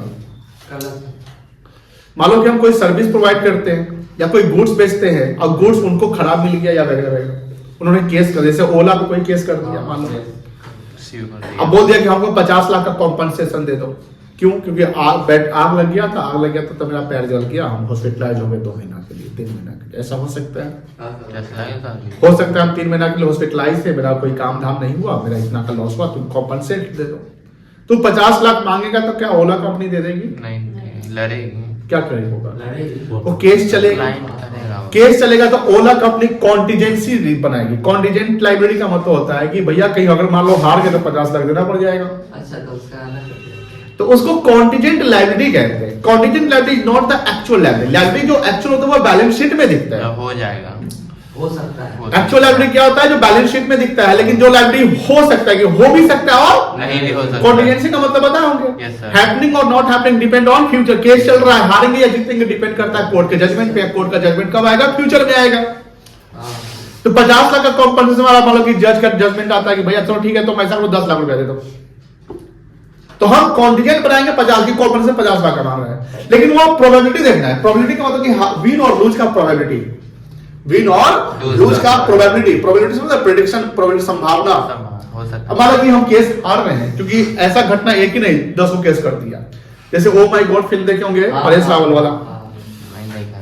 अभी जैसे जंगल में आग लग गया कैलिफोर्निया में, तो इंश्योरेंस कंपनी तो बोला कि भैया हमारा अपने खुद आग लग गया, तो इतना 1000 करोड़ का एक कोई हॉलीवुड का कोई स्टार फिल्म स्टार था, उसका 10,000 करोड़ का बंगला था, 10,000 करोड़ का। कौन सा सर? कैलिफोर्निया में, कैलिफोर्निया एक मतलब एक स्टेट है, उसका एक लॉस एंजल्स शहर है। हॉलीवुड अब इंश्योरेंस कंपनी को क्लेम करेगा 10,000 करोड़ का दो, तो इंश्योरेंस कंपनी कहेगा भाई हम कहां से दें? तुम्हारा एक ही केस नहीं है, बहुत सारे क्लेम है। तो समटाइम क्या होता है, जैसे कोरोना में इंश्योरेंस कंपनी को बहुत पैसा देना पड़ा होगा, कोविड में मेडिकल इंश्योरेंस जो करवाया होगा उसका, फिर लाइफ इंश्योरेंस उसका, टर्म इंश्योरेंस उसका, तो लोग बीमार भी पड़े और मरे भी, है नहीं? चलिए, तो नॉन यहां पर किस लायबिलिटी की बात कर रहा है? Non liability. The amount which cannot be determined with accuracy, जिसको हम एक्यूरेटली डिटरमाइन नहीं कर सकते। जैसे डेप्रिसिएशन को हम एक्यूरेटली डिटरमाइन कर सकते हैं? नहीं कर सकते सर। टैक्स का एक्यूरेटली डिटरमाइन कर सकते हैं? नहीं कर सकते। आप भी मान लो जनवरी चल रहा है, हमको टैक्स का डिटरमिनेशन करना है, बाद में फाइनलाइजेशन होगा कि हाँ एक्चुअल टैक्स इतना बना। तो एक्चुअल टैक्स और प्रोविजन फॉर टैक्स सेम नहीं होता है। एक्चुअल टैक्स जो टैक्स बन गया, प्रोविजन टैक्स जो आप टैक्स सोचे कि इतना बनेगा, बाद में फिर एडजस्टमेंट होते हैं। It charges the profit and loss account on the basis of estimate. In other words, provision is a charge against profit. Provision क्या है? Charge against profit है। For the purpose of providing any liability or loss, provision for depreciation, provision for doubtful debt, provision for repair, provision for tax. For example, are the few example of the provision. कोई दिक्कत नहीं है। Provision differs from the liability to the context of that provision is an estimate amount while liability is determined amount. जैसे creditors की बात करते हैं तो क्रेडिटर्स को पेमेंट करना है तो एक्चुअल लायबिलिटी है, लेकिन टैक्स की बात करते हैं कि इतना टैक्स देना है, इतना टैक्स बन सकता है, तो वो प्रोविजन है। तो provision is different from actual liability. नहीं समझे? जैसे मान लो बैंक से हमने 10 लाख का लोन लिया, तो हमको पता है ना कि 10 लाख का लोन है, 10 लाख की लायबिलिटी पे करने हैं, लेकिन डेप्रिसिएशन का प्रोविजन किया तो क्या एक्चुअल हमको पता है कि उतना ही मशीन घट गया? नहीं। हमने टैक्स का प्रोविजन किया तो हमको पता है कि इतना ही टैक्स देना है, नहीं हो सकता है कम हो गया ज्यादा। तो provision is differ from liability, but provision liability भी माना जा सकता है, लेकिन जो नॉन लायबिलिटी जिसका हम एस्टिमेशन करते हैं, एस्टिमेशन 100% श्योर सटीक एक्यूरेट नहीं होता है। For example, providing for wages of ₹50,000 payable for the month of March is a liability. Thus, provision is an estimate amount set aside to meet the uncertain loss or expenses in the future. कोई दिक्कत? Provision समझ गए? Sir, provision का feature समझा दीजिए हमको। Provision क्यों करते हैं, क्या फीचर से वगैरह वगैरह। तो सर, प्रोविजन करने से क्या होता है कि हम लॉस का एंटिसिपेशन करते हैं। एंटिसिपेट मतलब अनुमान लगाना, एंटिसिपेट नहीं होता, प्रिडिक्ट करना। हम जब बिजनेस करते हैं, जैसे अकाउंटिंग करते हैं, आप जानते होंगे अकाउंटिंग में एक फंडामेंटल अकाउंटिंग कॉन्सेप्ट है, फंडामेंटल अकाउंटिंग एजम्पशंस। आप 30th को आए थे रितिका? 13 तारीख को आप परसों आए थे ना? मंडे को, हाँ मंडे को आए थे आप ना? तो फंडामेंटल अकाउंटिंग एजम्पशंस कितने हैं ये बताइए मुझे। 3। Very good. क्या क्या है? नाम बताओ। तनिष्का बताओ। अर्पिता तुम बताओ। Very good. Consistency, growing consent and accrual. तो एक्रूवल क्या कहता है कि हम कैश बेसिस अकाउंटिंग नहीं करेंगे। कैश बेसिस अकाउंटिंग नहीं करेंगे। जो अकाउंटिंग ट्रांजेक्शन इनकम ऑकर्ड हो उसके बेसिस पे अकाउंटिंग करेंगे, नहीं कहते हैं। जैसे मान लो कि हमने सैलरी पेड कुछ और किया, सैलरी कुछ और बना, हम गुड्स सेल किए तो कैश में और क्रेडिट दोनों में सेल किए, गुड्स परचेज किए तो कैश और क्रेडिट दोनों में परचेज किए। तो don't you have to maintain the books of account on the basis of only cash. लेकिन जल्दी जैसे हम लोग, जैसे टीचर लोग जो होते हैं या कोई डॉक्टर जो प्रोफेशनल होता है, जैसे कैश सिस्टम जनरली चलता है तो जनरली लोग कैश सिस्टम फॉलो कर लेते हैं। लेकिन एज ए ब्रॉड बिजनेस की जब बात करते हैं तो बिजनेस में कैश और क्रेडिट दोनों ट्रांजेक्शन होते हैं। बहुत बड़े बड़े बिजनेस में ज्यादा क्रेडिट ट्रांजेक्शन था जिसका सेटलमेंट बाद में होता है, तो वहां पर एक्रूअल कॉन्सेप्ट फॉलो किया जाता है। तो सर प्रोविजन के क्या फीचर्स हो सकते हैं? तो कहीं ना कहीं सर ये लॉस को एस्टिमेट करता है, एक्सपेंस को एस्टिमेट करता है, ये एंटिसिपेट करता है, कहीं ना कहीं एसेट्स के वैल्यू को एस्टिमेट करता है कि समय के अनुसार वो गिर रहा है, कहीं ना कहीं इससे हम इसको पीएल में डालने के बाद हम प्रॉफिट, एक्चुअल प्रॉफिट हम डिटरमाइन कर सकते हैं, जिसमें टैक्स का सिस्टम सही रहेगा, अपना books of account proper maintain होगा। क्या क्या फीचर पढ़िए। It is an amount set aside out of income or profit. It is a retention of profit made temporarily for a specific purpose. किसी purpose के लिए कर दिया। The purpose of creating provision are क्या purpose है? To account the anticipated loss. हम loss को anticipate जो करते हैं उसका अकाउंटिंग करेंगे। ये कौन सा कॉन्सेप्ट को फॉलो करता है? Conservatism concept. कोई जानता है कंजर्वेटिव कॉन्सेप्ट? नहीं जानता है। प्रूडेंस कॉन्सेप्ट जानता है? प्रूडेंस क्या होता है? कंजर्वेटिज्म या प्रूडेंस का मतलब होता है, जैसे आप देखे होंगे इंसान में 3 प्रकार के नेचर होते हैं। एक होता है एग्रेसिव, एक होता है मॉडरेट, एक होता है कंजर्वेटिज्म। एग्रेसिव का मतलब बहुत ज्यादा रिस्क पे चलता है वो। जैसे जो शेयर मार्केट में इन्वेस्ट करता है, समझ लीजिए कि वो एग्रेसिव माइंड का पर्सन है। शेयर मार्केट जो करता है वो क्या हो गया, आप समझ लो एग्रेसिव, मतलब कि वो ज्यादा रिस्क लेकर चलता है, क्योंकि शेयर मार्केट में रिस्क बहुत ज्यादा है, बने या गए। सट्टा तो इलीगल एक्टिविटी है तो उसको छोड़ दीजिए आप। जो म्यूचुअल फंड टाइप का लगता है उसको मतलब को मॉडरेट। जो एफडी करता है उसको क्या कहेंगे? कंजर्वेटिव। कंजर्वेटिव का होता है कि हम थोड़ा भी रिस्क लेकर नहीं बच के चलना।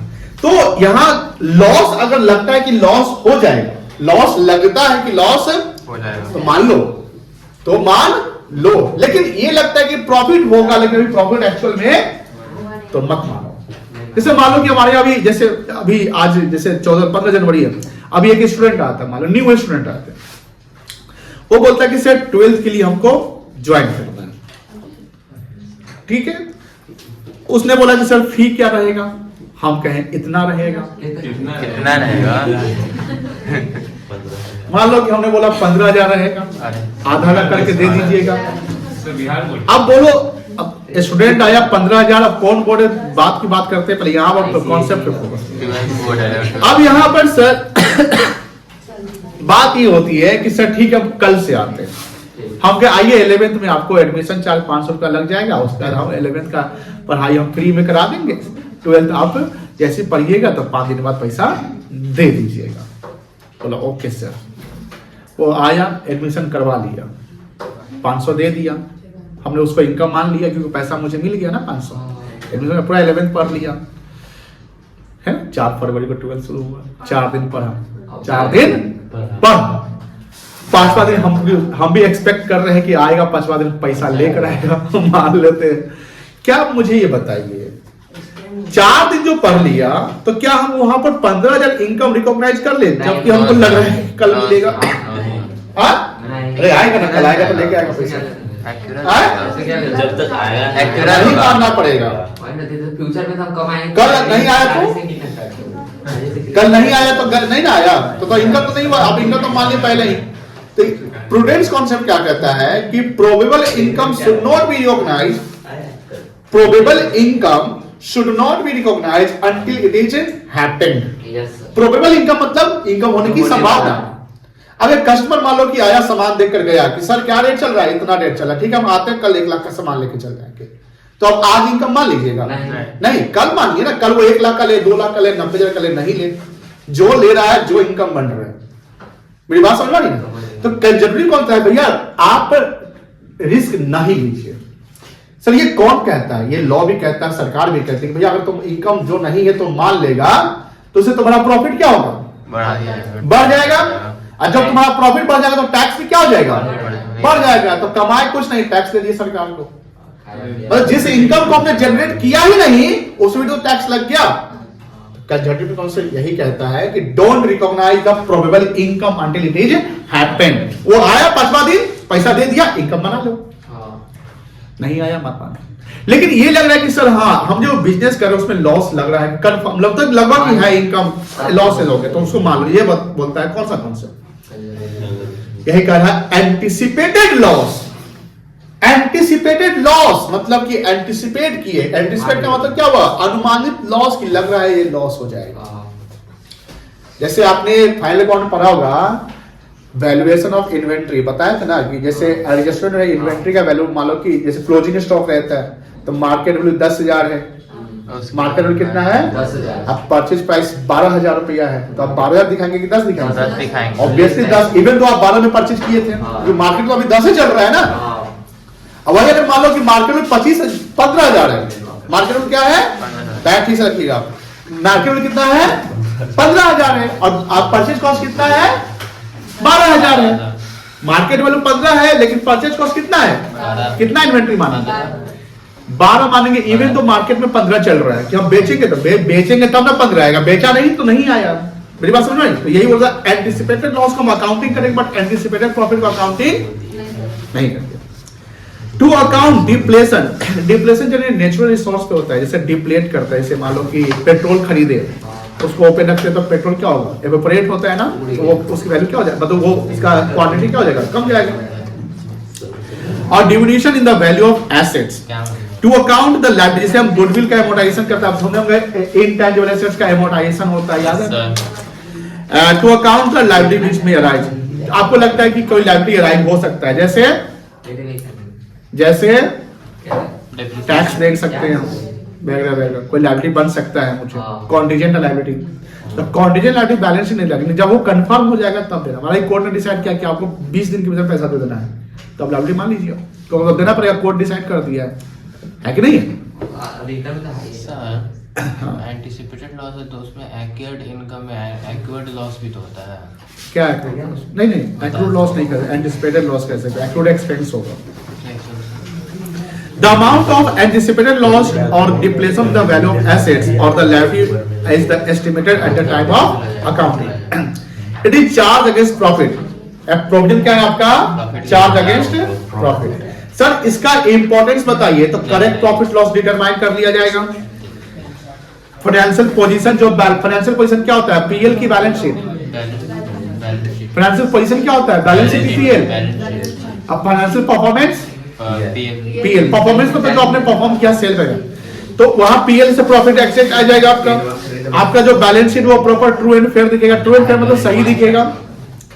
प्रूडेंस कॉन्सेप्ट, जैसे मैंने प्रूडेंस कॉन्सेप्ट याद है अभी बताया ना? प्रूडेंस कॉन्सेप्ट की प्रोबेबल इनकम को आप मत मानो, लेकिन प्रोबेबल लॉस को आप मान लो।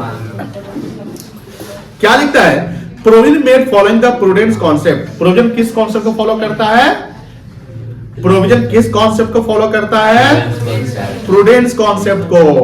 Recognise the anticipated losses but don't recognise anticipated income.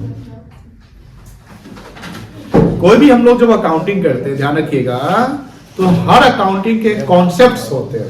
Her accounting के क्या होते हैं? कॉन्सेप्ट्स होते हैं। हर अकाउंटिंग के स्टैंडर्ड्स होते हैं। हम उस स्टैंडर्ड्स कॉन्सेप्ट्स के बियॉन्ड काम नहीं करते। समझ लो जैसे अकाउंटिंग स्टैंडर्ड एक तरीके से मतलब कि अकाउंटिंग का एक ग्रंथ हो गया, कुरान हो गया। जैसे रिलीजन का अपना ग्रंथ होता है, गीता हो गया, बाइबल हो गया, कुरान हो गया। हर धर्म का अपना ग्रंथ होता है जिसमें लिखा रहता है, उसको लोग फॉलो करते हैं। तो अकाउंटिंग को फॉलो करने के लिए, कि हम अकाउंटिंग अगर करते हैं तो उसको फॉलो करने के लिए क्या कुछ नियम कानून क्या है? तो वही है अकाउंटिंग स्टैंडर्ड। क्या है? Accounting standard. जैसे AS2 पता है ना? AS2 क्या था? AS2 इन्वेंट्री वाला था। बहुत सारे एस पढ़ने हैं आपको, 12th में नहीं पढ़ने हैं। 12th में वो एस का कैश पर पढ़ना है। सीए वगैरह करोगे तो खूब एस पढ़ना पड़ेगा, पूरा एस पढ़ना पड़ेगा। जो एस पूरा पढ़ लिया समझ लो कि अकाउंट्स का वो आचार्य हो गया। क्या हो गया? आचार्य, जिसको उस्ताद कहते हैं। कितना से रेट पढ़ 33 है। 32 सॉरी एस नहीं पढ़ाएंगे, अंदाज बताइए कितना पढ़ा? सिलेबस कम जाए, छूट जाए। 32 हाँ? है। अब जैसे अभी एएस की जगह पर इंडियस आ गया, इंडियन अकाउंटिंग स्टैंडर्ड। ठीक है, ये पढ़ना है। Yes sir. पढ़ा है? क्या बोला? हाँ, अब आते हैं लोग रिजर्व पे। प्रोविजन समझ गए, अब रिजर्व पे आइए। रिजर्व लोग लिखेंगे ना?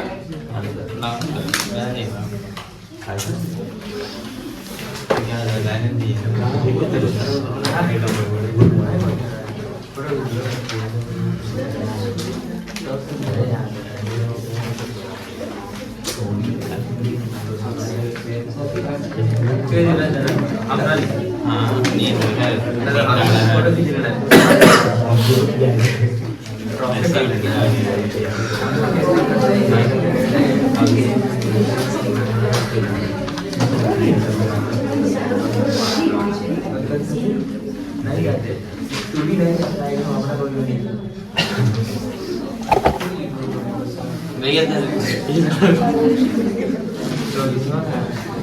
रिजर्व्स दिख रहा है ना?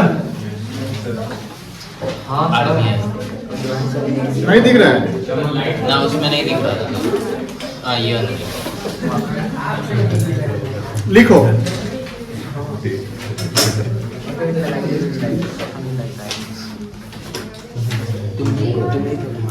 रिजर्व्स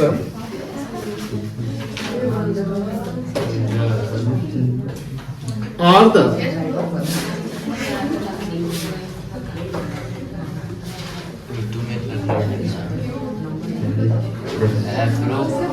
क्या लिखा है सर? एप्रोप्रिएशन है रे। appropriation of profit ई लगा। which are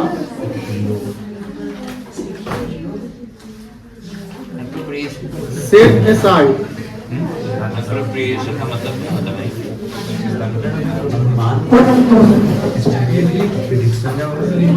to meeting the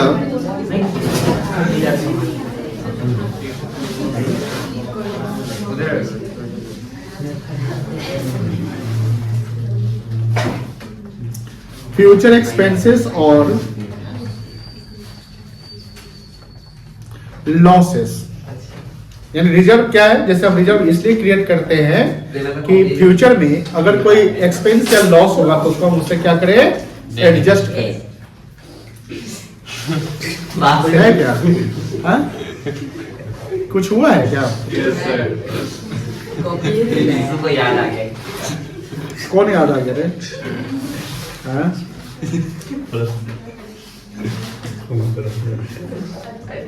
क्या खा रहा है रिसो? हम कहाँ कुछ खा रहे हैं। There are two types of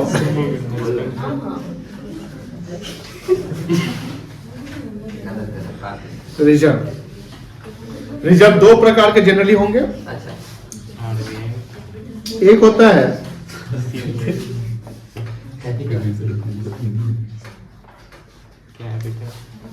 capital reserve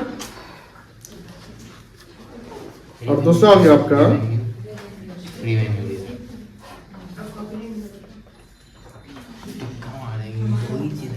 कम बचा है तो छुट्टी तो जल्दी होगा।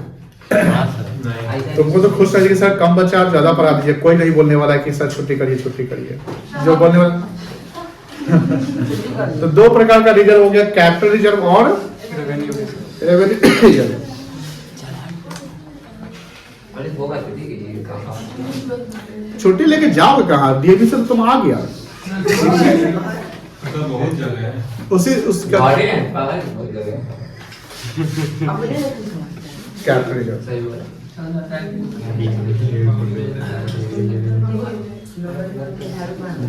वे सीरियस बात है। Very serious. Capital reserve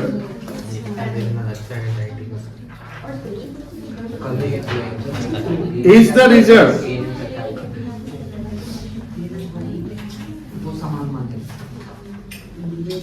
Rishabh तुमको आधा चप चप कर रहा है, खा रहा है। क्या खा रहा है तुझे? च्युइंगम खा तो फेंक क्या? नहीं खाता, चॉकलेट खाता था। उस समय से खा रहा है। खाता नहीं। Capital is the reserve which are created. रिश्वा तुमको आदत लगा दी है। सड़कों के खिलाफ हो रहा है। ना ना सड़कें नहीं कुछ हो रही। Which are created out of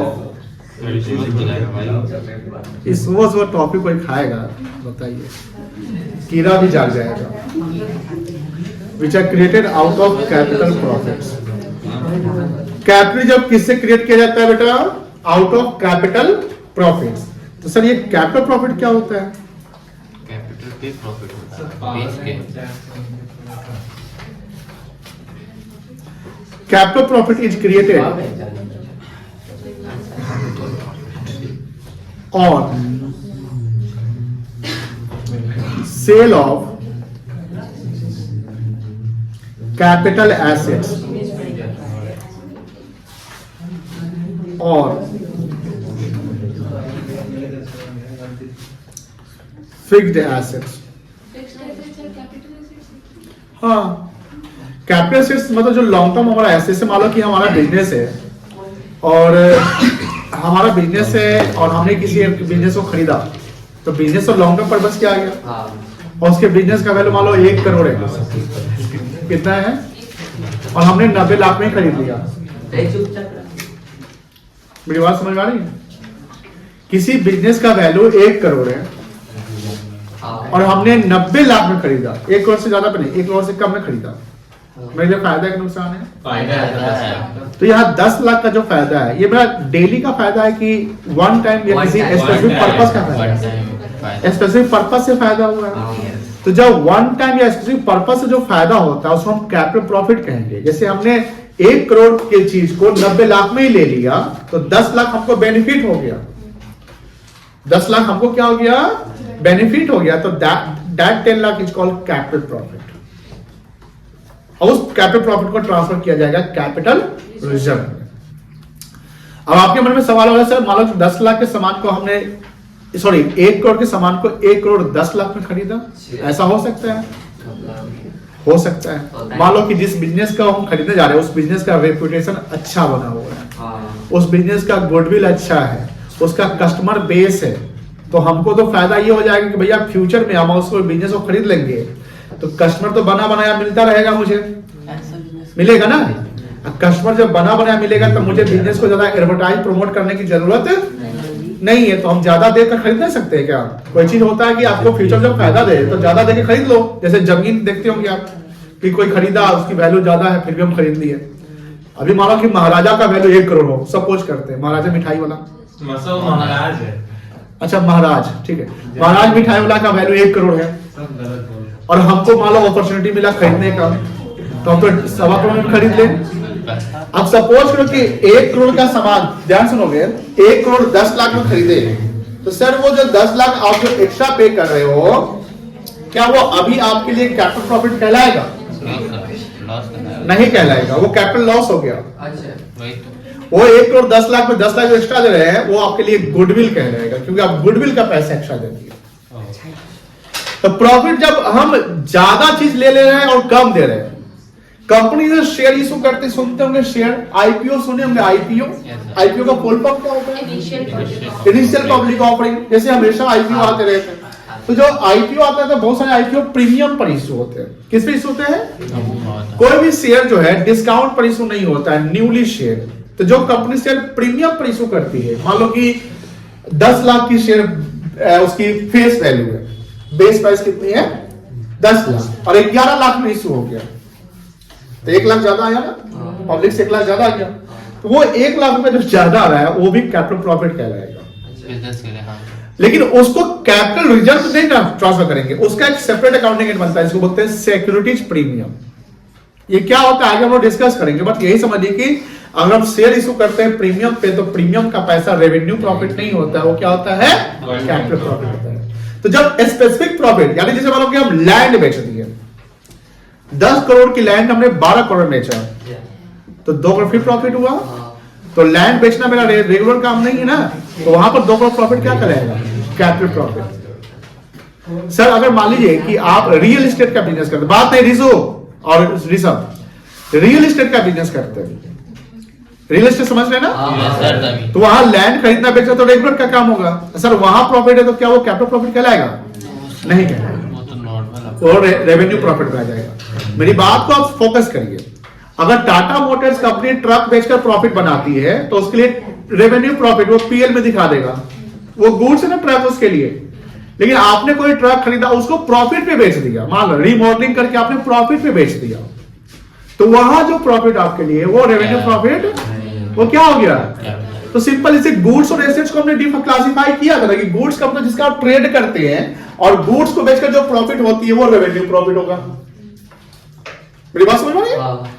लेकिन अगर एसेट्स को बेचकर प्रॉफिट क्रिएट कर लिए तो क्या हो गया? Capital profit. कोई दिक्कत नहीं।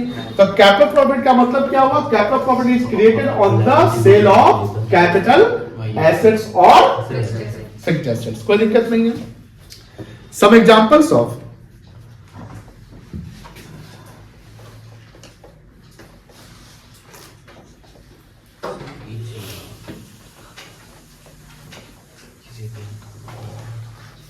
Capital profit.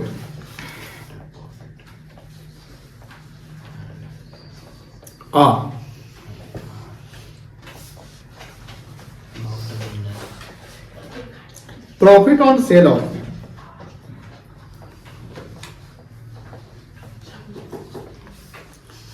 Fixed assets,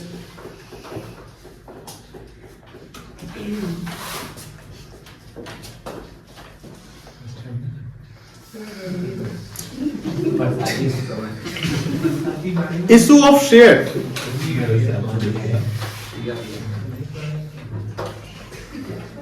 at premium,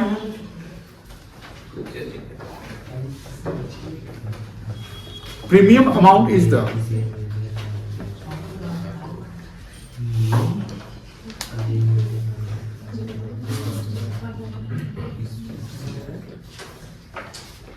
capital profit. इसका एग्जांपल समझिए।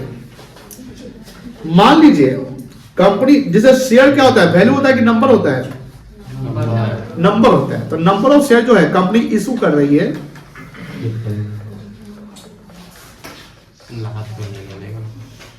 1 करोड़ शेयर, उसका फेस वैल्यू है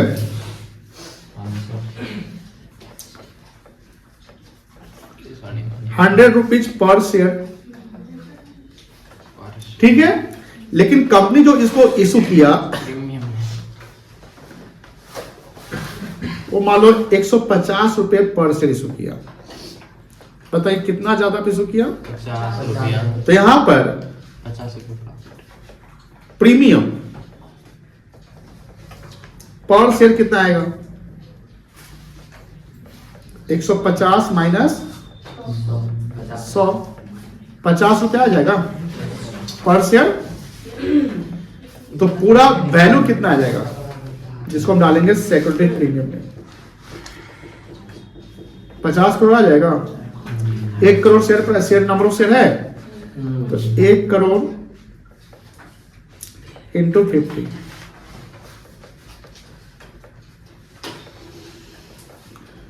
50 करोड़ रुपीज। ये है सिक्योरिटी प्रीमियम। और सिक्योरिटी प्रीमियम कौन सा प्रॉफिट होगा? Capital profit. Purchase of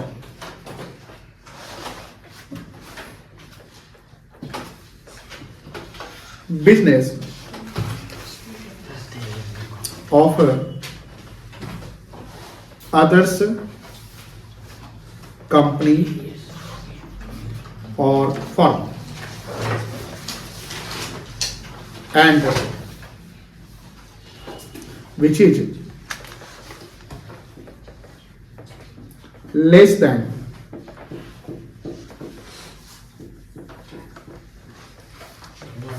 the value of net assets। जैसे मान लो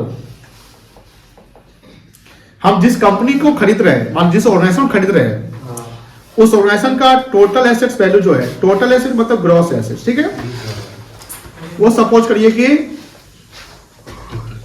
1 करोड़ का है और उसकी लाइबिलिटी को माइनस करना पड़ जाएगा। मान लो कि 10 लाख की लाइबिलिटी है, तो मेरे पास कितना का सामान आएगा? टोटल 90 लाख ही ना आएगा, तो 10 लाख तो लाइबिलिटी भी तो आ गया, बोलो है ना। अगर उसका हम 1 करोड़ लिए तो लाइबिलिटी भी तो मेरे पास आ गया, तो लाइबिलिटी का क्या करना पड़ेगा? पेमेंट करना पड़ेगा। तो इसको कहेंगे नेट एसेट। नेट एसेट से क्या होता है? Assets minus liability. इसको कैपिटल एम्प्लॉयड भी कह सकते हैं, नेट वर्थ भी कह सकते हैं। Yes sir. मुझे 1 करोड़ 10 लाख नहीं मिला, 1 करोड़ माइनस 10 लाख मिला, बिल्कुल 10 लाख हमको लायबिलिटी पेमेंट भी करना है। अब सपोज कीजिए कि हमने उसको परचेज किया, जिसको बोलते हैं परचेज कंसिडरेशन। एक बार और समझाएं। जैसे मान लो कि हमने महाराज बिजनेस को खरीदने गए, तो महाराज बिजनेस बोला भैया मेरा 1 करोड़ का एसेट्स है, लेकिन मेरा क्रेडिटर वगैरह जो सप्लायर है वो भी 10 लाख का है। आपने जब बिजनेस खरीदेंगे तो मैं लायबिलिटी भी ले लीजिए। तो जब हम उसके बिजनेस को खरीदेंगे तो उसका लायबिलिटी अब मेरा लायबिलिटी हो जाएगा, तो हमको तो देना पड़ेगा ना फ्यूचर में, और उसका एसेट मेरा एसेट हो जाएगा, तो मेरा हो गया। तो 1 करोड़ का एसेट जो मुझे मिल गया और उसकी लायबिलिटी भी आ गई, तो कहीं ना कहीं हमको उसको नेट ऑफ करना पड़ेगा। भैया मेरा मुझे नेट वैल्यू मिल कितना रहा है? 90 लाख की ना मिल रहा है, 10 लाख तो हमको इसी में से चुकाना पड़ जाएगा। नहीं समझे? 10 लाख तो आपको इसी में चुकाना पड़ेगा, और लायबिलिटी नहीं लेते तो आपका 1 करोड़ ले लेते हैं। आपका क्रेडिटर मेरा क्रेडिटर, तो आपको पैसा हमको देना पड़ेगा। आपका सप्लायर मेरा सप्लायर, हमको देना पड़ेगा। आपने जो लोन लिया था वो हम चुका रहे हैं। मान लो कोई होटल है, कोई चीज है जो उसने लोन पे कोई खरीद ली, लोन लिया उस होटल पे, होटल नहीं चला, होटल बेच दिया, तो बिजनेस में जो खरीदने वाला वो बोले तुरा लोन का सेटलमेंट हम करेंगे, तो उसका एडजस्ट कर लेते हैं। तेरा पैसा हम देंगे तो एडजस्ट करेंगे ना तेरे से, बस बात वही है। अच्छा सर, मतलब आप बिजनेस कर रहे हैं, आपका एडजस्टमेंट हम करने वाले हैं, काट लेंगे पैसा। मान लो किसी कोई 10 करोड़ की रिसोर्ट है और उसने 3 करोड़ का लोन ले रखा है, तो कितना पैसा उसको देंगे? 7 करोड़ बनेगा कि 13 करोड़ बन जाएगा? भैया 3 करोड़ तो हम लोन हम चुकाएंगे, इसकी वैल्यू 7 करोड़ कहलाएगी, 10 करोड़ नहीं। मेरी बात समझ आ गई? अब यार 90 लाख की वैल्यू, अब इसको हम जो बोल दे रहे हैं, मान लो कि हम बोले कि नहीं तुमको हम 85 लाख रुपया देंगे। कितना दे रहे हैं? अब बताइए फायदा है कि नुकसान है? यहाँ पर कैपिटल प्रॉफिट यानी कैपिटल रिजर्व कितना हो गया? 5 लाख रुपया। समझ में आ गया? नहीं समझे? 90 लाख रुपया का सामान मुझे मिला और हम 90 लाख का पेमेंट कितना करेंगे? परचेज कंसिडरेशन का मतलब जो हम पेमेंट करने वाले उसको पैसा देने वाले हैं, कितना देने वाले हैं? 85 लाख। तो मुझे फायदा कितना हो रहा है? 5 lakhs। सो 5 लाख रखी का सॉरी क्या बोलेगा? 5 लाख की का रखी नहीं समझे? 5 लाख हम रखे नहीं, समझ तो गए, लेकिन आप फिर बात नहीं समझे। आपको डिस्काउंट आपका बिजनेस थोड़ा सही नहीं चल रहा था। जैसे कभी कभी क्या होता है, जब बिजनेस आपका सही नहीं चले तो कहा जाता है, ये कॉन्सेप्ट ही है कि जो जिसका बिजनेस खराब होता है और वो बिजनेस को बेच रहा है तो समझ लो लॉस पे बेच रहा है। हाँ वही होता है। यही ना होता है। हाँ अगर आपका बहुत अच्छा बिजनेस है, जब आप बेचेंगे तो आप प्रॉफिट पे बेचेंगे, तब वहां पर जो खरीदने वाला है उसको ज्यादा देना पड़ेगा। ज्यादा देखो। नहीं समझे? हाँ समझ समझ गए गए। सर। सिंपल कॉन्सेप्ट है। समझ गया। समझे? चलो तो वहाँ पे 10 लाख में 1 0 था। क्या हो गया? लिख लिए ये? हाँ? आगे बढ़े। अरे लिख लिया, तुम लोग बतिया रहा है, लिख लिया। वहाँ घेवर कर दो, महाराज मत कर दो। खरीद लिया वो, लिख लिया। जल्दी में जल्दी 1 0 कम। अरे जल्दी लिखो ना। ये मेरा किसको कुछ भिजवा देता है। एक दिन कचरा से भिजवा दिया। अच्छा ये वाल घड़ी कितना में आता होगा ऐसा? 400-500 में? 100 में भिजवाया, बताइए। सर वो लोकल कंपनी का था, ऐसे कि आपको फ्री का सामान है। लोकलो 100 रुपया में नहीं आएगा। नहीं आएगा, पता है, लेकिन मुझे टूटा हुआ है, 100 से ज्यादा नहीं है। हाँ वो करेंगे। लिखो रेवेन्यू रिजर्व।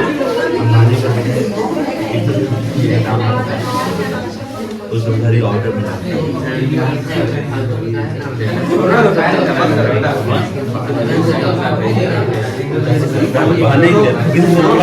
देखिए तो क्या करता है 85 में उठा खड़ी यहाँ फोकस करिए।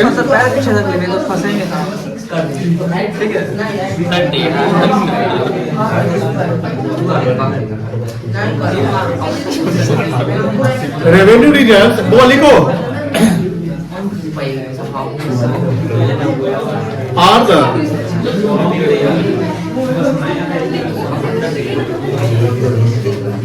free reserves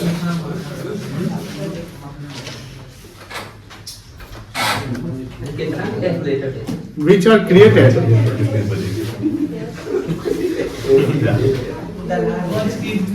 out of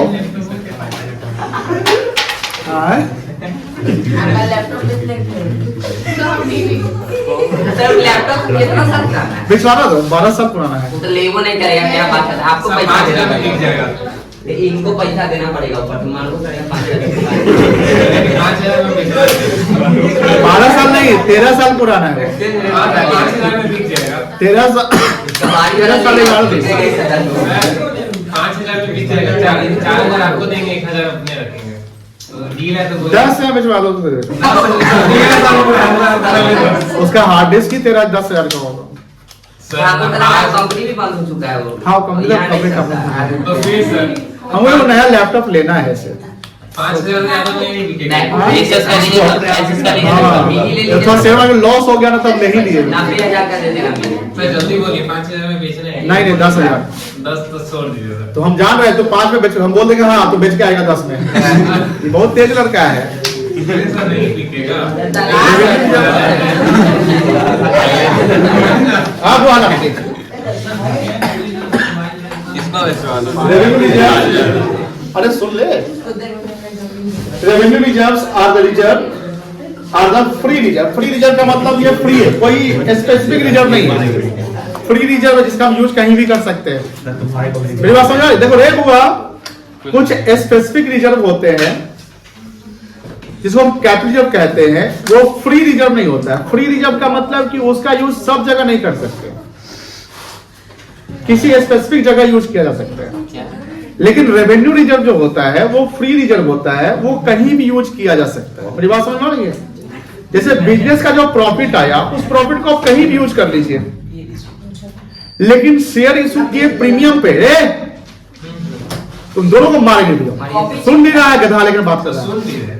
और हम शेयर इशू कर रहे हैं प्रीमियम पे, तो जो प्रीमियम का पैसा है वो सब जगह यूज नहीं हो सकता है। उस प्रीमियम को यूज करने का जो जगह स्पेसिफाइड है कंपनी लॉ के अनुसार, वो 5 जगह स्पेसिफाइड है। बताएंगे अभी नहीं बताना है लेकिन बता देंगे। बता दिए ना सर। वो 5 जगह क्या स्पेसिफाइड है, section 52 of company act account heading बोलता है कि प्रीमियम का यूज कहां कर सकते हैं। तो पहला यूज कर सकते हैं शेयर को बोनस के रूप में इशू करने के लिए, यानी बोनस शेयर कंपनी इशू करते हैं, प्रीमियम यूज कर सकते हैं। दूसरा प्रीलिमिनरी एक्सपेंसेस जो होता है उसको राइट ऑफ करने के लिए। तीसरा कंपनी अपने शेयर को जो बाईबैक करती है, बाईबैक का मतलब कंपनी अपने ही शेयर को खरीदती है, बाईबैक करती है, तो उस समय हम यूज कर सकते हैं। 3 हो गया। चौथा डिस्काउंट राइट ऑफ करने के लिए, discount on issue of share और डिवेंचर को राइट ऑफ करने के लिए। और 5वां लॉस और premium on redemption of preference share और डिवेंचर को राइट ऑफ करने के लिए यूज किया जाता है। ये कहीं हम नहीं पढ़ाए हैं, ये 5 आइटम जो आपको पढ़ने हैं 12th में, वो भी पढ़ेंगे 12th में जुलाई अगस्त। कंपनी जब पढ़ोगे तो यहाँ पढ़ने की जरूरत नहीं। आप 25 और 26 से तो मिलेगा हमसे, जरूर मिलेंगे आपसे। तो यहाँ बात ये हो रही है, सुनिए बउआ, यहाँ बात हो रही है कि कोई जो स्पेसिफिक रिजर्व होता है वो फ्री रिजर्व नहीं होता है, उसका स्पेसिफिक कहीं और यूज मतलब किसी जगह यूज होता है। लेकिन रेवेन्यू रिजर्व जो होता है वो फ्रीली होता है, मतलब कहीं भी यूज कर सकते हैं। अच्छा। इसलिए होता है घर का कोई आवारा बच्चा तो कहीं भी घूम सकता है, मम्मी से कोई रोक टाक नहीं है, रात के 2 बजे आए नहीं आए। इशू ऐसे नहीं है। कोई होता है जो टाइम पे आ रहा है, टाइम पे जाना, यही जाना है वहीं आना है, समझ गया। Created out of revenue profit. लिखिए example.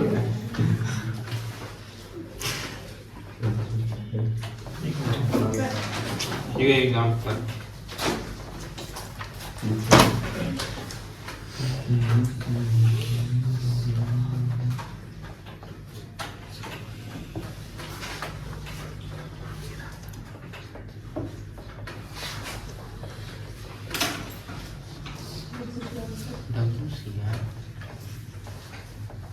Workman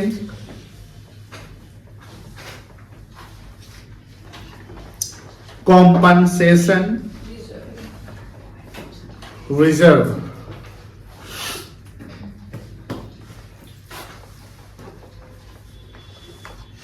profit on sale of goods,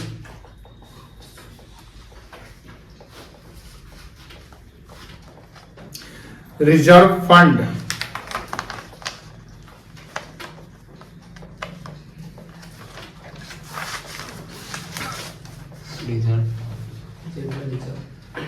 general reserve,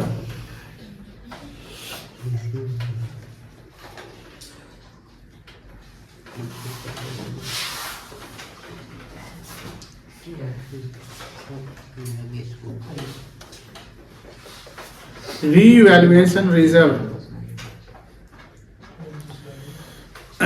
etc. चलिए चैप्टर लगभग हो गया, इसको नोट डाउन कर लिए।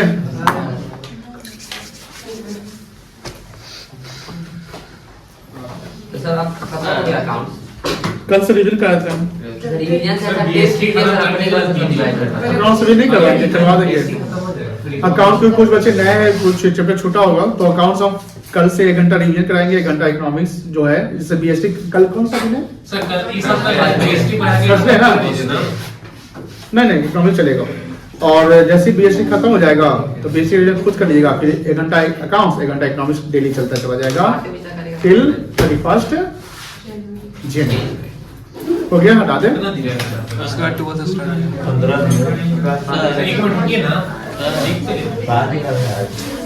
कंपनी का वैल्यूएशन कैसे होता है? ऐसे ट्रैवलिंग करते हैं ऐसे लाइक उसे ऐसी लाइक नेटवर्क बनता है ना बच्चों। ये बच्चों इसका आंसर बताइए। क्या है ये? सही Which are the following should be charged? ये लिखा हुआ है which of the following should be charged against profit and which should be appropriation of profit. Provision for doubtful debt क्या है? Charge against profit. Provision for depreciation, Charge against general reserve। different वाला। Very good, कोई दिक्कत नहीं है। आसान chapter था क्या? Do you think that a provision is a charge against profit? Yes, yes. Yes, क्योंकि एस्टिमेशन करते हैं एक्सपेंस का, लॉस का, है ना? उतना लिखा भी है। If the amount of a known liability can be ascertained with accuracy, it should be as a liability of provision. Comment करिए, मतलब कि अगर किसी भी नॉन लाइबिलिटी का हम ascertainment करते हैं एक्यूरेसी के साथ, ठीक है? एक्यूरेसी मतलब क्रेडिटर इतना देना है, लोन का पेमेंट करना है, तो उसको प्रोविजन कहेंगे कि लाइबिलिटी कहेंगे? लाइबिलिटी कहेंगे। लाइबिलिटी और प्रोविजन थोड़ा सा अंतर है ना?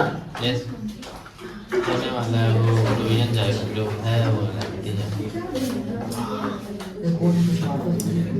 Reserve is not the liability, reserve liability नहीं है रियल सेंस में। Do you agree with? क्या आप एग्री करते हैं रिजर्व लाइबिलिटी नहीं है? रिजर्व लाइबिलिटी नहीं है, नहीं है, रखा जाता है कि खर्चा प्रॉफिट का पार्ट होता है ना वो।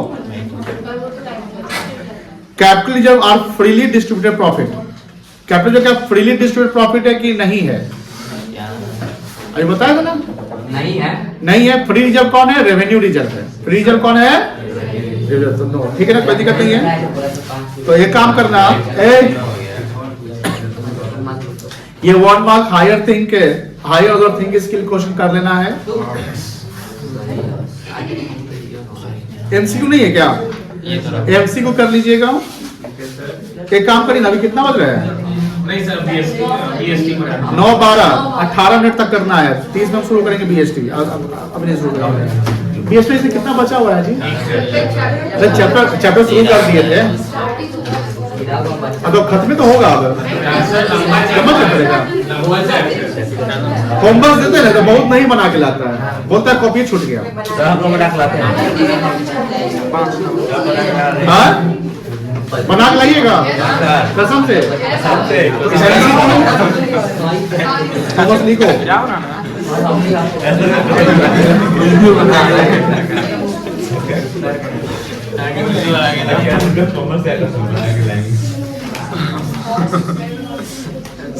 लिखो।